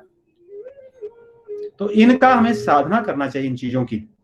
विगत इच्छा भय क्रोध यह सदा मुक्त एव स, भगवान की परिभाषा में जो व्यक्ति इन क्रियाओं को करके अपनी इच्छाओं से ऊपर उठ चुका है, अपनी कामनाओं को अपने हाथ में नियंत्रित कर चुका है, कामनाएं उसको नियंत्रित नहीं की हैं, उसने कामनाओं को नियंत्रित कर लिया है, वैसा उसके जीवन से भय और क्रोध नष्ट हो चुका है, और वही सुखी है, वही मुक्त है। क्योंकि मुक्त वही होगा जो सुखी वही होगा जो मुक्त होगा। संसार में भी ऐसे चलता है ना कि सब जगह मुक्ति के अभियान चलते हैं, नहीं, फ्रीडम चाहिए सबको, क्योंकि उनको पता है कि फ्रीडम में ही आनंद है। ऐसे ही कितने फ्रीडमों ने हमारे पारिवारिक सामाजिक व्यवस्था को नष्ट कर दी। क्योंकि हमें यही नहीं पता कि फ्रीडम कौन सा अच्छा है, कौन सा बुरा है। आज हमारे देश में हम देखते हैं, मैंने ऐसे हमारी अवस्था है कि ऐसी है कि हमने अपने जीवन के कितने स्तर देखे हैं समाज के, कि समाज कैसा था, कि समाज में स्वतंत्रता अधिक थी, लोगों में आनंद प्रेम अधिक था, एक दूसरे की सेवा भावना अधिक थी। लेकिन अब तो परिवार में ही सब स्वतंत्रता के नाम पर टूट चुके हैं। हर व्यक्ति स्वतंत्र होना चाहता है, लेकिन उसे पता नहीं कि किससे स्वतंत्र होना है। अपनी कामनाओं से परतंत्र होता जा रहा है, कामनाओं के वश में होकर के उसके अंदर कोई एक क्षमता नहीं कि अपनी कोई इच्छा को त्याग सके, और वो स्वतंत्र होने की बात करता है। नहीं, ये कितनी बड़ी विडंबना है। तो स्वतंत्रता तो वो है जो यहां भगवान कह रहे हैं, जो अपनी कामनाओं को जीत कर उनसे स्वतंत्र हो गया हो, जो अपने क्रोध को जीतकर उससे स्वतंत्र हो गया हो, जो अपने भय को जीत चुका हो, उससे स्वतंत्र हो चुका हो। बाकी लोग थोड़ी स्वतंत्र हैं, ये तो परतंत्र लोग हैं। नहीं, इसके बिना मेरा नहीं चल सकता, I can't live without this, I like this, I love this, ये सब फंसे हुए लोग हैं, ये सब परतंत्र लोग हैं, इंद्रियों के, मन के, ये सब परतंत्र लोग हैं। लेकिन मुक्त तो वो है जो भगवान कह रहे हैं, जिसने अपनी इच्छाओं को जीत लिया, जिसने अपने काम और क्रोध को, ऐसी बात मैंने, मुझे पूरी कहानी नहीं पता है, लेकिन जब अलेक्जेंडर, जिसको सिकंदर कहते हैं हिंदी में, उसके आने पर वो भारत में ऐसे ही पहले पराजित हुआ था। उसको किसी ने उसका दर्शन कराया कि तू तो परतंत्र व्यक्ति है, तेरे अंदर स्वतंत्रता है, जीत क्या है। जीते तो हुए ये योगी हैं जिन्होंने सब कुछ जीत लिया है, जिनको किसी की कोई कमी नहीं। तो भगवान यहाँ उस योग की बात करते हैं। एक मिनट, यहाँ थोड़ा अंधेरा हो गया।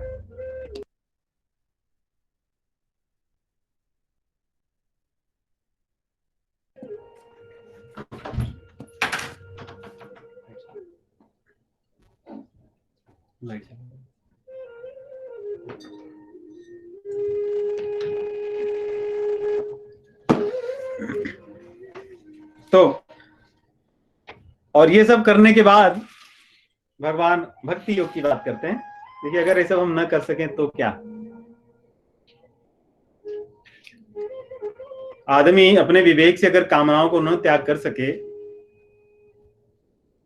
तो भगवान कह रहे हैं, भोक्तारम यज्ञ तपसाम सर्वलोक महेश्वरम सुहृदम सर्वभूतानाम ज्ञात्वा माम शांति मृच्छति। जिस सुख की बात मैं कर आया पहले, वो सुख तुम्हें दूसरे रास्ते से ही मिलेगा। ऐसे सोचिए कि दुनिया का जो सबसे बड़ा व्यक्ति हो, कोई अगर आपको कहे, जैसे हम लोग कहें कि प्रधानमंत्री हमारे नरेंद्र मोदी जी यश जी को याद करते हैं,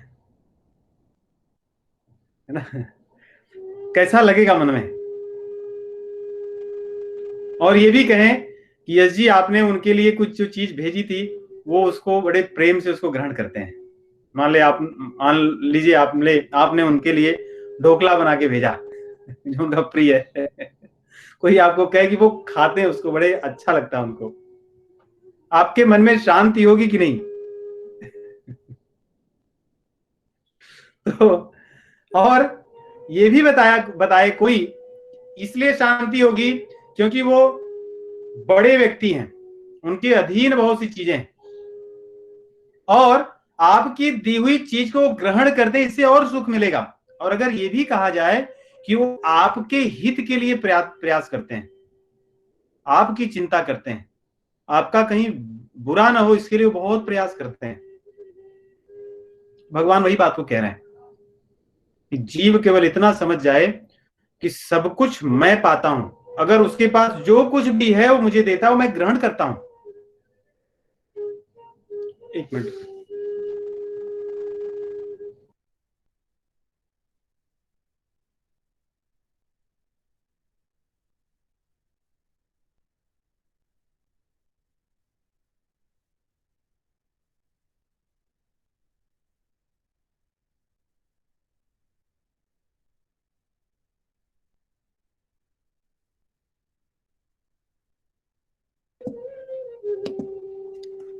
तो अगर कोई ऐसा कहे कि भगवान हमें याद करते हैं और हमारी दी हुई वस्तु को ग्रहण करते हैं और आनंद लेते हैं, और ये ज्ञान हो कि वो भगवान सर्वलोक महेश्वर हैं, वो कोई केवल ऐसा नहीं कि एक लोक को जानते हैं, जैसे हमारे दिक्पाल हैं, नहीं, ईशान दिशा के हमारे दिक्पाल भगवान शिव जी हैं, और नैऋत्य के हमारे कुबेर जी हैं, आग्नेय के अग्निदेव हैं, वायुदेव वायव्य के हैं, पूर्व के हमारे इंद्र जी हैं, पश्चिम के वरुण जी हैं। तो ऐसे सब अलग अलग दिशाओं के हैं, दक्षिण के यमराज जी हैं। तो अगर हमें केवल कहे कि ये लोग भी आपको जानते हैं, तो उनकी तो सीमा सीमित है दिक्पालों की। कोई कहे इंद्र लोक के इंद्र जी आपको प्रेम करते हैं, उनकी भी सीमा सीमित है। भगवान इसीलिए कहते हैं सर्वलोक महेश्वरम। एक ब्रह्मांड नहीं, अनंत जितने ब्रह्मांड हैं, जितने लोक हैं, उनका मैं महेश्वर हूं। ईश्वर भी नहीं हूं, महेश्वर हूं। उनमें कोई ईश्वर होंगे, उनका भी मैं ईश्वर हूं। कहते हैं कि ऐसा व्यक्ति सुहृदम सर्वभूतानां, मैं आप सबके सुहृद, आपका सबका हितैषी हूं। मैं आप सबकी चिंता करता हूं, आपके हित के लिए मैं प्रयास करता हूं, प्रयत्नरत हूं, अपने लिए कुछ नहीं करता। तो ये बात भगवान तीसरे अध्याय में कहे आए थे, नहीं, नानवाप्तम अवाप्तव्यम वर्त एवच कर्मणि न मे पार्थास्तु कर्तव्यम त्रिषु लोकेषु कश्चन। तीसरे अध्याय में जो पढ़ रहे थे, भगवान कहते हैं न मे पार्थास्ति कर्तव्यम त्रिषु लोकेषु कश्चन, मुझे तीनों लोक में कोई काम करने की आवश्यकता नहीं है, लेकिन मैं हमेशा करता रहता हूं। नानवाप्तम अवाप्तव्यम वर्त एवच कर्मणि, मुझे न तो कोई चीज पाना है और न तो मुझे ऐसी चीज नहीं कि मैं नहीं पा सकता चाहूं तो। सब कुछ तो मेरी ही है, लेकिन फिर भी मैं सदैव कार्यरत रहता हूं। वर्त एवच कर्मणि, मैं काम में ही लगा रहता हूं। क्यों? क्योंकि सबके हित की मुझे चिंता है। अगर ये भावना मन में रखें तो भगवान के प्रति सहज प्रेम उत्पन्न होगा। जब हम दुख में होंगे तो भगवान की स्मृति आएगी कि प्रभु तो मेरे हैं, मुझे क्या चिंता है। और सुख में होंगे तो शायद भगवान की स्मृति होगी कि मेरे प्रभु ही तो कर रहे हैं, और इसके भोक्ता वो है, मैं नहीं। यहां भगवान कह रहे हैं भोक्तारम यज्ञ तपसाम, कि भोगने वाला मैं हूं। भगवान अपने लिए कह रहे हैं, तुम नहीं भोगने वाले हो, ये भाव रखो सदैव। इसलिए तुम अपने लिए मत करो, क्योंकि व्यक्ति उन्हीं के लिए तो करता है जो भोगने वाले होते हैं। नहीं, कोई आपको निर्धन व्यक्ति दिखा, उसको आपने कुछ दान दिए क्योंकि वो भोगने वाला, इसलिए उसको दिया आप। कोई भूखा दिखा, उसको आपने कुछ भोजन दिया क्योंकि वो भोगने वाला, वो उसको खाएगा। लेकिन भगवान इस बात से ये भी कहना चाह रहे हैं कि तुम अपने लिए नहीं, मेरे लिए करो। मेरे लिए वही चीजें करो जो मैं बताया हूं। नहीं, जब भगवान के लिए करेंगे तो अपने अनुसार थोड़ी करेंगे, उनके अनुसार करेंगे। इसलिए रामचंद्र जी जब अयोध्या में अपने अयोध्या वासियों को शिक्षा देते हैं तो उसमें कहते हैं कि मम अनुशासन मानई जोई, सोई सेवक प्रियतम मम सोई। मेरा प्रिय तो वही है जो मेरी बात को मानता है, जो मनमानी करता है वो थोड़ी। तो यहाँ पे भगवान कह रहे हैं जब मुझे भोक्ता मानोगे तो मेरे अनुसार काम करोगे, तो आपके यज्ञ जो होंगे, आपके जो तप होंगे, उसका भोगी मैं होऊंगा।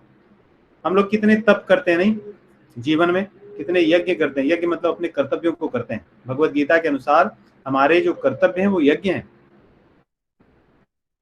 अपने कर्तव्यों को पालन करने के लिए जिन कष्टों को हम सहते हैं वो तप है। तब हम भगवान के लिए कष्ट सहेंगे, भगवान के लिए हम अपने कर्तव्यों को करेंगे। ये मेरे प्रभु की इच्छा है, क्योंकि इससे उनको आनंद मिलेगा। ये वो भोगी हैं, वो इसको आनंद लेंगे। और वे कोई छोटे मोटे व्यक्ति नहीं है, वो सबके स्वामी हैं, सर्वलोक महेश्वरम। और वो मेरी चिंता करते हैं, वो मुझे देखते रहते हैं, मेरा ध्यान रखते हैं, मुझसे प्रेम करते हैं, मेरा अहित कभी होने नहीं देंगे। ये भावना ही अपने भीतर शांति को ले आएगी। और शांति देखो सदैव यही होता है जब हम बड़ों के आश्रित होते हैं। अगर कोई व्यक्ति बीमार हो और उसको दुनिया का जो सबसे श्रेष्ठ जो डॉक्टर है उसके साथ वो मिल जाए, उसको आनंद मिलेगा, चलो शांति मिल जाएगी, अब ठीक हो जाऊंगा। कोई व्यक्ति निर्धन हो, उसको कोई कहे कि दुनिया के जो सबसे धनवान व्यक्ति हैं वो तुमसे कुछ बात करने वाले हैं, उसके मन में तुरंत शांति मिल जाएगी। वैसे जीवन में जिस चीज की कमी हो उसकी पूरी करने वाला कोई बड़ा श्रेष्ठ व्यक्ति मिल जाए, केवल कहें कि वो करने वाले हैं, उतने से ही शांति मिल जाएगी। यही बात भगवान कहते हैं। इस भावना को अपने हृदय में धारण करना यही भक्ति है। तो कई रास्ते भगवान कह रहे हैं। इसके बाद भगवान फिर से आत्मसंयम योग की तरफ चलेंगे। 6ठे अध्याय में जो हमने आज आरंभ किया, बड़ा सरल भगवान का वक्तव्य है, समझना भी सरल है, पालन करना भी सरल है यदि हम करना चाहें तो। कहते हैं कि कर्म के फल को छोड़कर अपने जब कर्म को करोगे, कार्यम कर्म करोति है, अपने कर्तव्य कर्म को करोगे। ऐसा नहीं कि मुझे किसी ने कहा कि किसी को गोली मार दो तो मैं उसके फल की इच्छा न करके मैं बस मार के चला आया। इसलिए भगवान कहते हैं कार्यम कर्म, आपके कर्तव्य कर्म को करना है। मेरी फल की इच्छा नहीं है लेकिन मेरे को ये करना है, मुझे उन्होंने कहा मैं आज्ञाकारी बनूंगा और मैं करूंगा।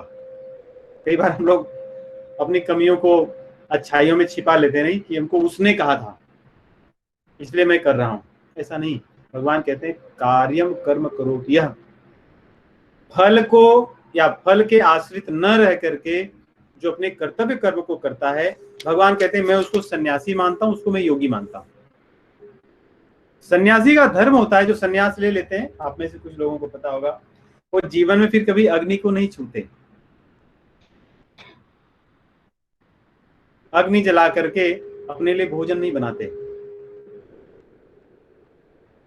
इसलिए उनको कहा गया कि तुम भिक्षा से ही भोजन करना, किसी प्रकार से अग्नि का सेवन नहीं करते।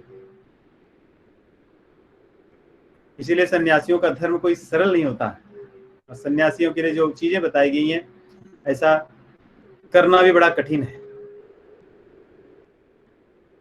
और तो कहते हैं कि भगवान कह रहे हैं कि ऐसा नहीं कि जो अग्नि को छोड़ दिया वही सन्यासी है। और योगी कौन है? सांख्य योगी या ज्ञान योगी, जिसने कर्म को छोड़ दिया हो। कर्म मतलब संसार के भोग विलास के संबंध या धन अर्जन करने के लिए या मान मर्यादा, इस तरह के जो कर्म है उनको भी कर्म कहा जाता है। तो हम उनको केवल छोड़ दें और स्वयं को कर्म योगी या ज्ञानी माने, भगवान कह रहे हैं ऐसा मैं नहीं मानता। तो फिर क्या? भगवान कहते हैं कि जिसने कर्म फल के आश्रय को छोड़ दिया है कि मेरे को ये चाहिए इसलिए मैं कर्म कर रहा हूं, ऐसा नहीं। कह रहे हैं मेरा ये कर्तव्य है इसलिए मैं कर्म कर रहा हूं। इस भाव को जिसके भीतर है उसको मैं सन्यासी भी मानता हूं, उसको मैं योगी भी मानता हूं। और इसी बात को कहते हैं यम संन्यासम इति प्राहु योगम तम विद्धि पांडव। जिसको सन्यासी कहते हैं उसी को मैं योगी भी कहता हूं। 5वें अध्याय में भगवान कह आए थे सांख्य योगो पृथक बाला, कि सांख्य योग और कर्म योग को जो बेसमझ लोग होते हैं वो लोग अलग अलग मानते हैं। मेरी दृष्टि में दोनों का फल एक है, दोनों वहीं ले जाते हैं। और यहाँ पे भगवान फिर कह रहे हैं सन्यास और कर्म योग दोनों को मैं एक ही मानता हूं। जिसको सन्यास कहते हैं मैं उसी को कर्मयोगी मानता हूं। जिसने अपने सभी संकल्पों को त्याग दिया है वो व्यक्ति ही योगी है मेरी दृष्टि में। और जिसने अपने संकल्पों को नहीं त्यागा, भगवान कह रहे हैं वो कोई सा भी योगी नहीं है। मतलब न तो भक्ति योगी है, न तो कर्म योगी है, न तो ज्ञान योगी है, न तो ध्यान योगी है। शब्द बड़ा अच्छा, योगी भवति कश्चन। वो किस प्रकार का योगी है ऐसा, या किसी प्रकार का वो योगी नहीं है,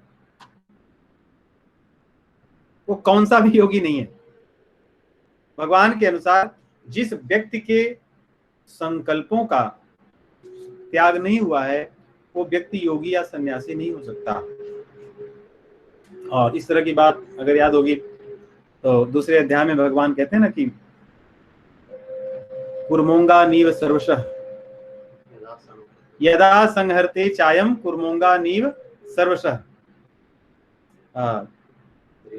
इंद्रियाणीन्द्रियार्थेषु तस्य प्रज्ञा प्रतिष्ठिता। कि भगवान कहते हैं यदा संहरते चायम कुर्मोंगा नीव सर्वशः। ऐसा नहीं कि हम लोग अपने मन को लगाए रहे उसमें और दिखाने के लिए करते रहे कि भाई मैं बहुत संयमी व्यक्ति हूँ, मैं बहुत सीधा साधा हूँ। नहीं, जैसे कई बार बहुत हम ध्यान से जप करते हुए या पूजा करते हुए फोटो वगैरह हम लोग अपना डालते हैं, और जब अगर फोटो मिस हो जाए तो लोग कहते हैं कि 1 मिनट एक बार फिर से क्लिक करना। अभी तो कई महीने से बंद है, लेकिन जब मैं पहले बाहर दूसरों के यहाँ जाता था पूजा या कोई ऐसा कार्यक्रम कराने के लिए, तो इस चीज से मेरे मन में बड़ी अच्छा नहीं लगता था, लेकिन कह भी नहीं सकते आजकल किसी को, इससे मुंह बंद रखना ही अच्छा रहता है। तो कई बार लोग इसे पुष्प चढ़ाना है तो अगर उनका क्लिक मिस हो गया है तो वो लोग फिर से उसके लिए चढ़ाते हैं। 1 मिनट आया ना सही, तो बोलेगा हाँ आ गया, ठीक आ गया, तो बोलेगा ठीक है। तो आप इसको कौन सी श्रेणी में रखे हो भगवान की तरफ, भगवान की दृष्टि से? भगवान की दृष्टि से इसका कोई महत्व नहीं है। उसी प्रकार हम जप करते रहें, बहुत सी चीजें करते रहें, प्रवचन करते रहें, सुनते रहें, केवल दिखाने के लिए, भगवान कहते हैं ऐसे लोगों को मैं कौन सा कुछ योगी नहीं मानता। मेरे लिए ऐसे तो बहुत से लोग हैं, ये तो संसार के लिए करने वाले लोग हैं। तो भगवान इसमें कह रहे हैं नहीं असन्यस्त असन्यस्त संकल्प। देखिए संकल्प क्या होता है, हमारे मन में सदैव स्फुरणाएं होती हैं। स्फुरना मतलब जस्ट विचारों का प्रवाह बहना। नहीं, वैसे विज्ञान की दृष्टि से मनुष्य के मन में 1 मिनट में शायद 50,000 से अधिक विचार आते जाते हैं सामान्य मन में। ये स्फुरणाएं हैं कि क्षण भर में आदमी सोचता है, देखता है, अच्छा वो ये अच्छा है, वो बुरा है, वो अच्छा है, वो बुरा है, इसी बार बार में सदैव मन में चलते रहता है। ये स्फुरणाएं उसको विकल्प दिखती हैं, ऑप्शंस।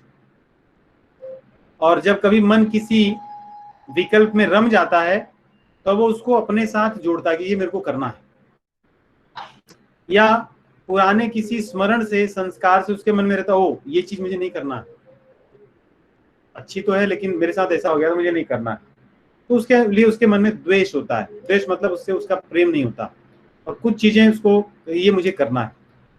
1000 विकल्प देखा, उसमें से एक चुनता है, यही संकल्प है। अपने लिए की गई जो कामनाएं हैं वही संकल्प है। या राग द्वेष के कारण जब हम कोई कर्म करने का निर्णय लेते हैं वो संकल्प है। और भगवान के लिए जब करने का संकल्प करते हैं तो वही मनोरथ है। तब हमें वो संसार से ऊपर उठाता है। और अपने लिए जब करने का निर्णय करते हैं, संकल्प अपने लिए संकल्प करते हैं, तो संसार में रमाता है। इसीलिए पूजा पाठ भी देखो, जब आदमी सकाम करता है किसी चीज को पाने के लिए तो संकल्प लिया जाता है, चलो संकल्प करते हैं। तो संकल्प 2 प्रकार से कहते हैं, एक सकाम एक निष्काम। तो संकल्प यहाँ पंडित जी लोग कराते हैं, उसमें भी 2 तरह के संकल्प होते हैं। तो सकाम संकल्प तो बड़ा लिखा जाता है और निष्काम संकल्प छोटा सा रहता है, क्योंकि उसमें क्या कहते हैं कि ये सब मैं चीजें कर रहा हूँ आपके लिए, मतलब भगवान के लिए हो गया। और अपने लिए तो बहुत बड़ा रहता है कि धन के लिए, जो धन नहीं आया उसको पाने के लिए, जो आ गया उसको बचा कर रखने के लिए, मेरे इनके लिए, उनके लिए, हितैषी के लिए, परिवार के लिए, मेरी नाम हो, वृद्धि हो, बहुत बड़ी उसकी सूची होती है, लिस्ट होता है। लेकिन भगवान के लिए क्या है, ये इतने सारे जो मैं कर रहा हूँ ये प्रभु आपके लिए कर रहा हूँ, हो गया संकल्प, उसको निष्काम संकल्प कहते हैं। तो भगवान यहाँ कहते हैं कि जब जीव अपने लिए राग द्वेष के विवश होकर के जब कर्मों को करता है तो वो कभी योगी नहीं हो सकता, और न तो सन्यासी हो सकता है, वो भोगी हो सकता है। और भोगी व्यक्ति संसार में ही रमता है। और जो योगी होता है न तेषु रमते बुधः, वो कभी इन चीजों में नहीं रमण करता। और उसके बाद में योगी की बात करते हैं, कहते हैं जिस साधक को या जिस मुनि को योग में ऊपर चढ़ना हो, योग में आरूढ़ होने की इच्छा हो, आरुरुक्षोर मुनिर योगम कर्म कारण उच्यते योगारूढ़स्य तस्यैव शमः कारण उच्यते यदा हि नेन्द्रियार्थेषु न कर्मस्वनुसज्जते सर्व संकल्प सन्यासी योगारूढ़स्य उच्यते। भगवान कहते हैं कि हे अर्जुन, अगर किसी को योगारूढ़ होना है, योगी बनना है, उसको कर्म तो करना ही होगा, क्योंकि तभी तो अपनी अंदर जो इच्छाएं हैं उसको छोड़ पाएगा। नहीं, जैसे भगवान कह रहे हैं कि कामना छोड़कर काम करो, आसक्ति छोड़कर काम करो, फल की इच्छा किए बिना काम करो। वो कब संभव होगा, कब आप जांच पाओगे कि मेरे अंदर फल की इच्छा है कि नहीं? जब आप काम करोगे फल मिलेगा, जब उसके लिए आकर्षण नहीं होगा तभी तो सिद्ध होगा कि हाँ मैं इसमें अब उत्तीर्ण हो गया। और जब आप कर्म ही नहीं करोगे तो आपको कहां पता चलेगा कि आपके मन में वो भावना है कि नहीं है, लोभ है कि नहीं है, लालच है कि नहीं है। इसलिए भगवान कह रहे हैं कि योग पे आरूढ़ होना मतलब, जैसे योग पे आरूढ़ मतलब होना मतलब योगी बनना। योगी बनने की यदि इच्छा है तो कर्म तो करना होगा, और किसी न किसी प्रकार का तो कर्म करेगा ही। शरीर का निर्वहन तो करने वाला कर्म करेगा ही, भोजन तो खाएगा, उसमें भी इच्छा पता चलेगी कि योगी है कि नहीं, योगी है या भोगी है। तो मैं एक आयुर्वेद डॉक्टर से बात कर रहा था, तो उनका कहना था कि बड़ा सरल, कह रहे थे कि आयुर्वेद के अनुसार जो व्यक्ति 2 बार भोजन करता है उसको योगी मानते हैं, मतलब वहां से योगी मानना शुरू होता है। कहते हैं 2 से जब बढ़ जाता है तो उसको भोगी मानने लगते हैं आयुर्वेद में। ऐसा उनका कुछ श्लोक था आयुर्वेद में। और कहते हैं जो योग में और ऊपर चला जाता है तब उसका भोजन एक समय का हो जाता है, और उसके ऊपर जब चला जाता है तो आत्मा के आनंद को खाकर ही वो रहता है, तो सांसारिक भोजन बंद हो जाता है उसका। जो परम योगी होता है, जो भगवान में रम जाता है। मुझे बड़ा अच्छा लगा कि हमारे यहाँ की जो आयुर्वेद शिक्षा में भी अध्यात्म है, आयुर्वेद शिक्षा भी अध्यात्म से भरी है। तो यहाँ पे भगवान कह रहे हैं कि कर्म तो करना होगा योगी बनने के लिए, और लेकिन योगी बनने के बाद उसके ऊपर उठने के लिए, मेरे आनंद को पाने के लिए योगारूढ़स्य तस्यैव शमः कारण उच्यते। जो आनंद तुम्हें जो मिलेगा, एक तरह की शांति मिलेगी, अनुभूति मिलेगी योगी बनने पर, उस वही आपको मेरे तरफ लाने की कारण बनेगी, आपके कल्याण का कारण वही होगी। नहीं, जब हमें पता चल जाएगा कि ये चीज अच्छी है, तब हम उस चीज के लिए और प्रयास करेंगे और आगे बढ़ेंगे, अपनी साधना रत रहेंगे, वहीं पे नहीं रुक जाएंगे। जैसे संसार की चीजों को पाने के लिए हमने रुके नहीं है। किसी को पूछो जिसके पास $5 मिलियन अगर किसी ने अपने अकाउंट में रख लिया है, उसके पास भी समय नहीं है, और समय किस में लग रहा है, और बढ़ाने के लिए। हो सकता है उसको ये ना पता हो कि उसको क्या करेगा, लेकिन उसको बढ़ाने में पूरा समय लगा दिया है, क्योंकि उसको उसका एक रस मिला हुआ है। वैसे ही भगवान कह रहे हैं जब योग का जिसको रस मिल जाएगा, मेरे सुख का जब आनंद मिल जाएगा, तब वो वहीं पे नहीं रुकेगा, तब उसके कल्याण का मार्ग और आगे बढ़ेगा, मुझे प्राप्त करेगा, तब मुझे पाएगा। और जब उसके मन में और शांति होगी, तब उसकी इंद्रियों से और एक प्रकार के कर्म करने से भी जो उसकी आसक्ति है छूट जाती है। कभी कभी देखो ऐसा होता है कि हमारा फल से तो इच्छा छूट जाती है, लेकिन कर्म करने की इच्छा नहीं छूटती। दिखाने के लिए, या हम ऐसा कर्म करके फल मिल जाए, हम दे दें किसी दूसरे को, लेकिन मेरा नाम हो, या ये मुझे अच्छा लगता है इसलिए मैं यही करूंगा। और कभी कभी देखिए भक्ति के जो बड़े संतों ने ग्रंथ लिखे हैं, उसमें यदि हम गहराई से पढ़ें तो बहुत जल्दी हमारा, जैसे भक्तमाल है या अन्य अन्य परंपराओं में लिखे हैं, उसमें एक चीज पर बहुत जोर दिया गया है। कहते हैं कि आप भगवान के मार्ग में जब साधना करने लगते हो, भगवान की अनुभूति होने लगती है, तभी आपका रहता है कि मेरे को ये अच्छा लगता है, मैं करूंगा। कहते हैं आपको वो भी छोड़ना होगा, आपका उसमें से भी जो एक तरह की आसक्ति वो छूटनी चाहिए। जैसे अगर आपको किसी ने, मान लो 4 सेवा है हमारे पास, 4 सेवा में से एक सेवा झाड़ू मारने की है, एक सेवा कथा करने की है, एक सेवा है आपको कुछ पुस्तक लिखने की, एक सेवा है किसी को भोजन प्रसाद देने की। आपको उसमें भी रुचि रहे कि मैं यही वाला सेवा करूंगा, कहते हैं तो फिर आपकी गति में वहां अवरोध है। आपको जो सेवा मिल जाए उसमें प्रसन्न होकर के बस उसी को कीजिए। तो उसकी बात यहाँ पे कहते हैं भगवान कर्मसु अनुसज्जते। जब जीव अपने कर्मों में आसक्ति को भी छोड़ देता है, कर्मों के प्रति यही मुझे करना है, ये मेरा कर्तव्य कर, इसके अलावा मैं नहीं करूंगा, कहते हैं उससे भी जब ऊपर उठ जाता है, ये सब चीजें इतनी जल्दी नहीं आएंगी, इसलिए हमें पहले तो साधना करनी है। ये भगवत कृपा से इन चीजों की अनुभूति होगी, तब हमें जो अगर कोई भगवान के भक्त मिल जाएंगे, संत मिल जाएंगे, तो एक सहज प्रेम होगा। कभी उनके मुख से कुछ सुन लेंगे कि ऐसा करने से लाभ होगा, हम उनकी वो सेवा अपने आप ही कर देंगे, हमें पूछने की भी जरूरत नहीं होगी। उस स्थिति की भगवान कह रहे हैं, कहते हैं ऐसा तभी होगा जब व्यक्ति सर्व संकल्प सन्यासी, सभी संकल्पों से सन्यास ले लेगा, और वही व्यक्ति को मैं युगारूढ़ तदोच्यते, और यहाँ पे यदा तदा 2 शब्द प्रयोग किए हैं। इसका मतलब यह है कि जब हम ऐसा करेंगे तुरंत हमें भगवान वैसे दिखेंगे। ऐसा नहीं है कि हम इसको कर लेंगे फिर पता नहीं मिलेगा कि नहीं, अगर हम करेंगे तो मिलेंगे। इसलिए यदा कहते हैं, यदा कर्मस्वनुसज्जते तदा योगारूढ़ भवति। जब वो ऐसे कर्म करने लगेगा, उसका फल से और कर्मों से वैराग्य हो करके सभी संकल्पों से मुक्त हो जाएगा, उसको भगवान का अनुभव होगा। दूसरे अध्याय के अंतिम श्लोक में भी भगवान यही कहते, ऐसा ब्राह्मी स्थिति पार्थ नैनाम प्राप्य विमुह्यति। जिस समय ऐसी भावना होगी उस समय मेरा अनुभव करोगे। मतलब ये तो एक प्रकाश की तरफ है, नहीं किसी कोठरी में अगर मान लो 10,000 वर्ष से अंधेरा हो तो क्या हुआ, जैसे ही आप दीपक जलाओगे प्रकाश तो तुरंत होगा, उसमें देरी थोड़ी है।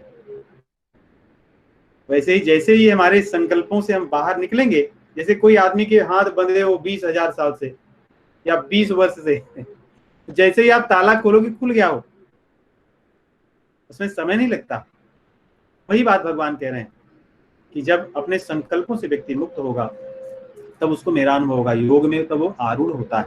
और अंत के 2 श्लोक बड़े महत्वपूर्ण है हम सभी साधकों के लिए, और जितना हमने पढ़ा है उसका ये सार समझ लीजिए। इसी पे विराम करूंगा मैं।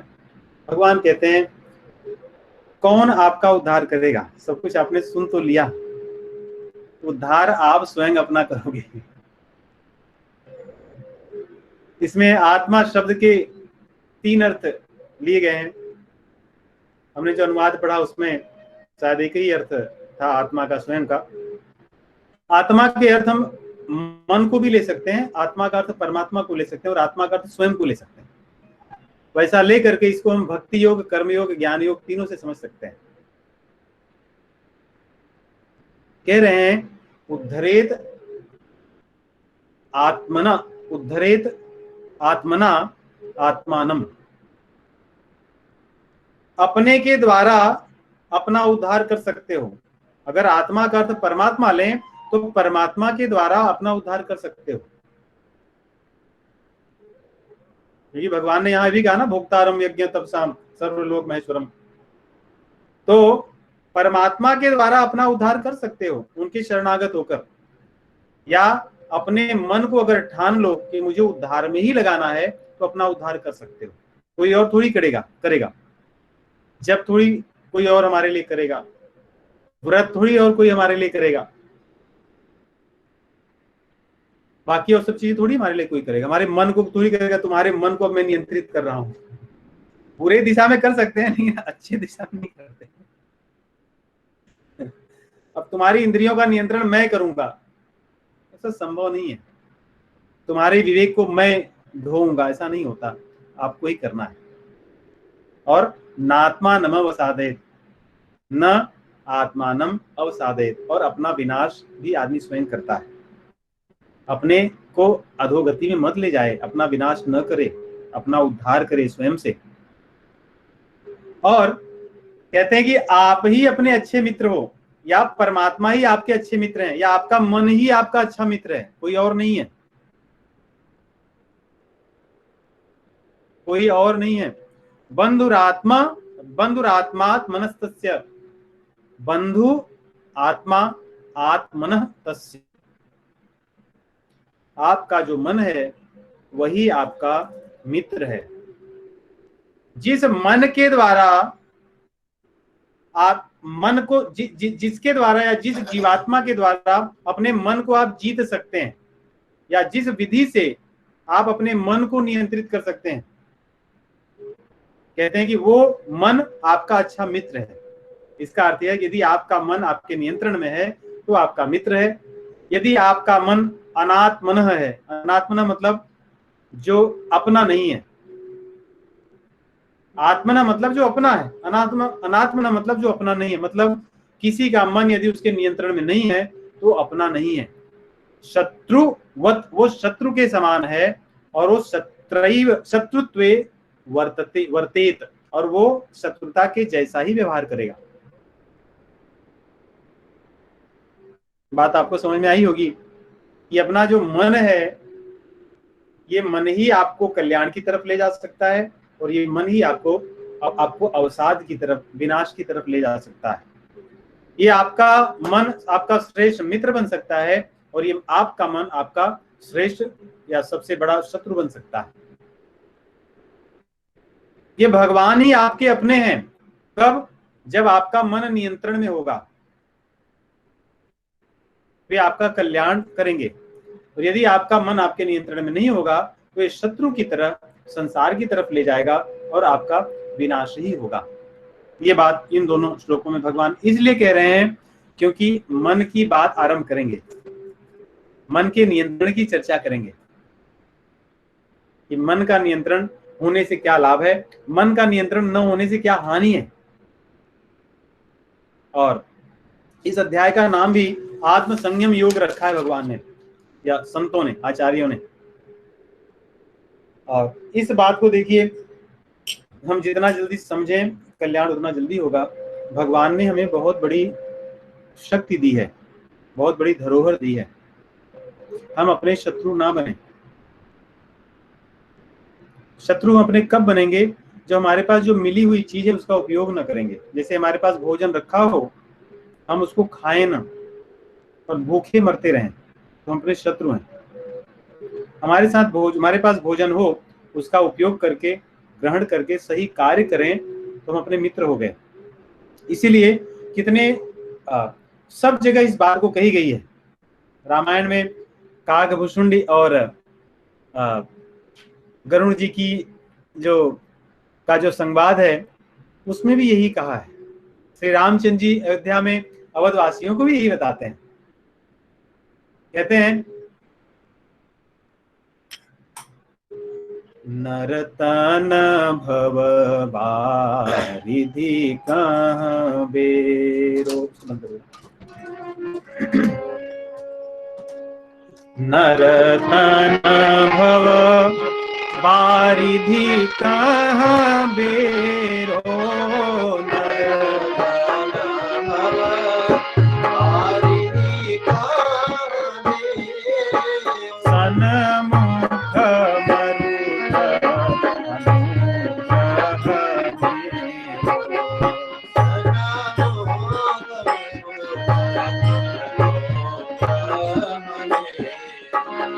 बड़े भाग मानुष तन पावा, बड़े भाग मानुष तन पावा, सुर दुर्लभ सब ग्रंथनि गावा, सुर दुर्लभ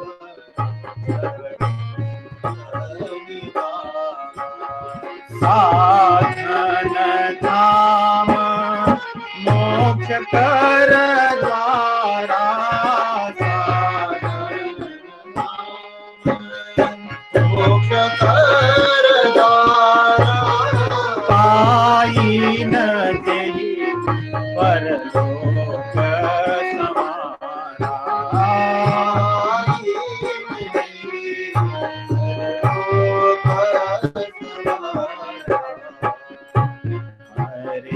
यही तन कर फल विषय न पाई।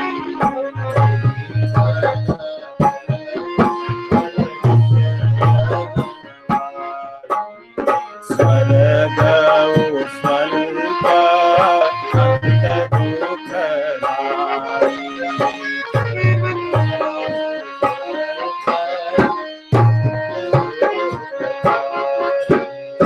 नर तन पाई विषय मन देहि।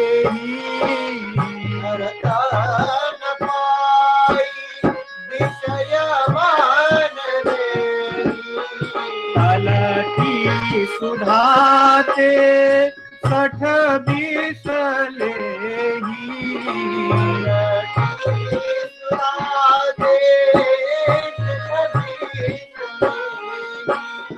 ताहि कबहु भल कहि न कोई। ताहि कबहु भल कहि न कोई। गुंजा ग्रहई परस मणि कोई।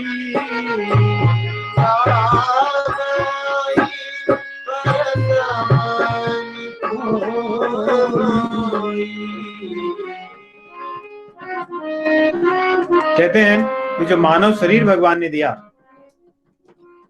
पाई न जे परलोक संवारा। साधन धाम मोक्ष कर द्वारा। बड़े भाग मानुष तन पावा। सुर दुर्लभ सब ग्रंथ ने गावा। सभी ग्रंथों में और सभी देवताओं को भी दुर्लभ ये जो मानव शरीर है, इसको पा करके जब जिसने अपने परलोक को नहीं सुधार लिया, वो व्यक्ति कितना अभागा है। उसी तरह अभागा है। उदाहरण देते हैं, कहते हैं अगर किसी के कटोरे में आप अमृत डालने जा रहे हो और उसको अमृत आपने डाल दिया, उसको लगा कि शायद ये अच्छा नहीं है, और कोई व्यक्ति विष लेकर घूम रहा है, उसने अमृत को पलट करके उस कटोरे में वो विष लेकर के पी लिया। पलट सुधाते विष 60 लेहि। कहते हैं वो वैसे ही किया जैसे कोई अमृत देने वाले व्यक्ति के अमृत को पलटकर उसने विष ले लिया। और अगर किसी के पास गुंजा गहई परसमणि खोई, जिसके हाथ में ऐसे परसमणि भरा हुआ है और बहुत से घुंघुची, मतलब वो समुद्र के किनारे जो शेल्स होते हैं, उसको देख करके आकर्षित हो गया, अरे वाह ये तो कितनी अच्छी चीज है। उसके हाथ में जो परसमणि था अब उसको छोड़ करके उसको लेकर घूम रहा है। कहते हैं वैसे ही भगवान ने इस शरीर को किस लिए दिया है? बंधुरात्म मनस्तस्य। कहते हैं कि भगवान कहते हैं उद्धरे दात्मनात्मानम नात्मानम अवसादेत। इस शरीर को पाकर अपना मित्र बन जाओ। इससे वो चीज पा सकते हो जो और देवताओं को दुर्लभ है। इसलिए अपने शत्रु मत बनो।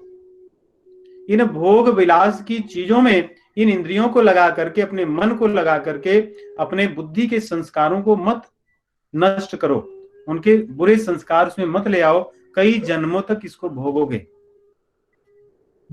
इसलिए अपने मन को, अपनी इंद्रियों को संयमित करके, विवेक द्वारा अपनी बुद्धि को मुझ परमात्मा में स्थापित करके मेरे सुख को आनंद लो, मेरे सुख का अनुभव करो। ऐसा भगवान यहाँ पे कहते हैं। और कहते हैं अगर जो कोई ऐसा नहीं करेगा तो इसी दोहे के साथ हम लोग विराम लेंगे। भगवान श्री रामचंद्र जी कहते हैं कि जिसने ऐसा नहीं किया तो सो परत्र दुख पावई। सिर धुनि धुनि पछिताई। सो परत्र दुख पावई। सिर धुनि धुनि पछिताई। काल ही कर्म ही ईश्वर ही। मिथ्या दोष लगाई। अगर जो इस शरीर को पा करके अपने इस काम को पूरा नहीं किया, अंत में पश्चाताप करेगा, लेकिन अपनी अज्ञानता के कारण दूसरों को दोष लगाएगा। अरे मैं तो कर लिया होता उनके कारण, अरे ऐसा हो गया नहीं तो मैं तो कर लेता। संसार की चीजों को पाने के लिए हमें बहुत प्रयास करना पड़ता है, हमारी योग्यताएं देखी जाती हैं, लेकिन भगवान को पाने के लिए किसी व्यक्ति की योग्यता नहीं देखी जाती, उसमें कोई प्रयास नहीं करना। और आज भी अगर आप ध्यान से देखें तो चाहे जिस देश में जिस पंथ के लोग भक्ति भाव या भगवान को मानते हो, वहां कहीं भी ऐसी बाधा नहीं है, आप बड़े आसानी से वहां जा सकते हो, उसमें भाग ले सकते हो।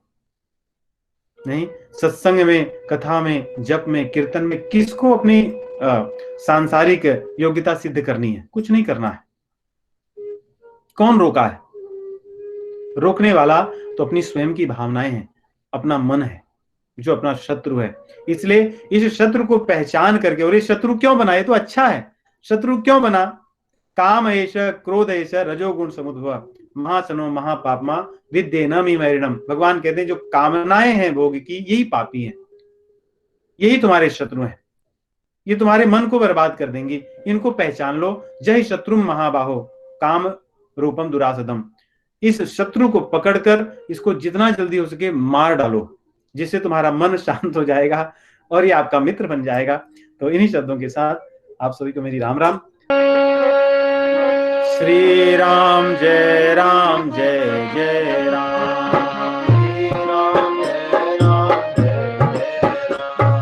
श्री राम जय राम, जय जय राम।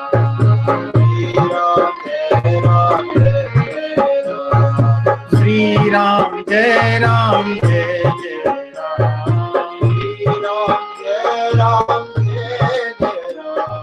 श्री राम जय राम,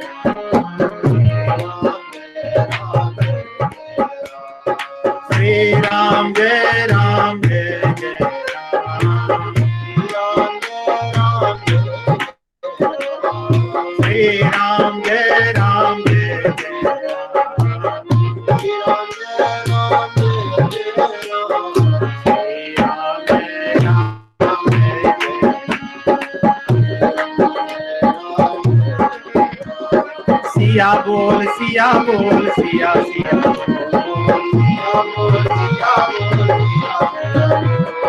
सिया बोल सिया बोल सिया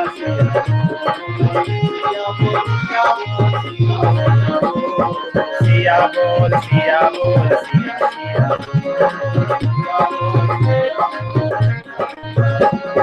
सिया बोल सिया बोल सिया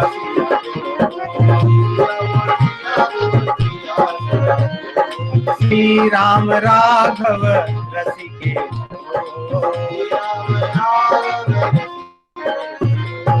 श्री राम राघव रसिके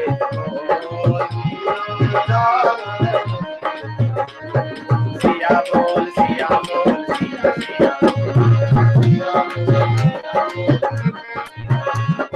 सिया बोल सिया बोल सिया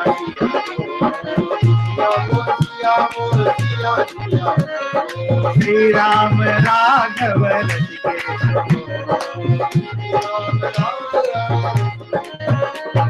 सिया बोल सिया बोल सिया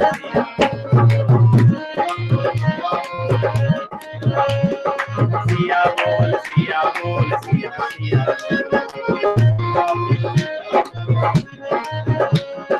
श्री राम जय राम, जय जय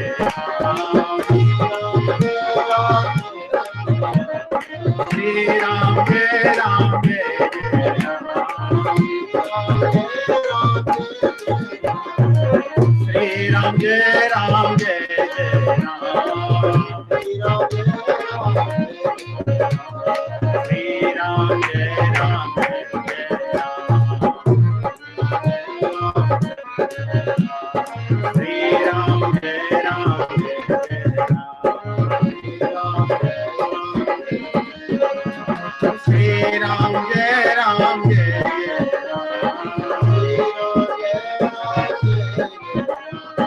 Shri Ram Jai Ram Jai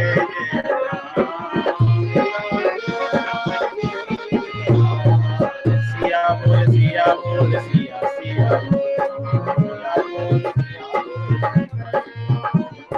siya bol siya bol siya siya Shri Ram Raghav Rashikesh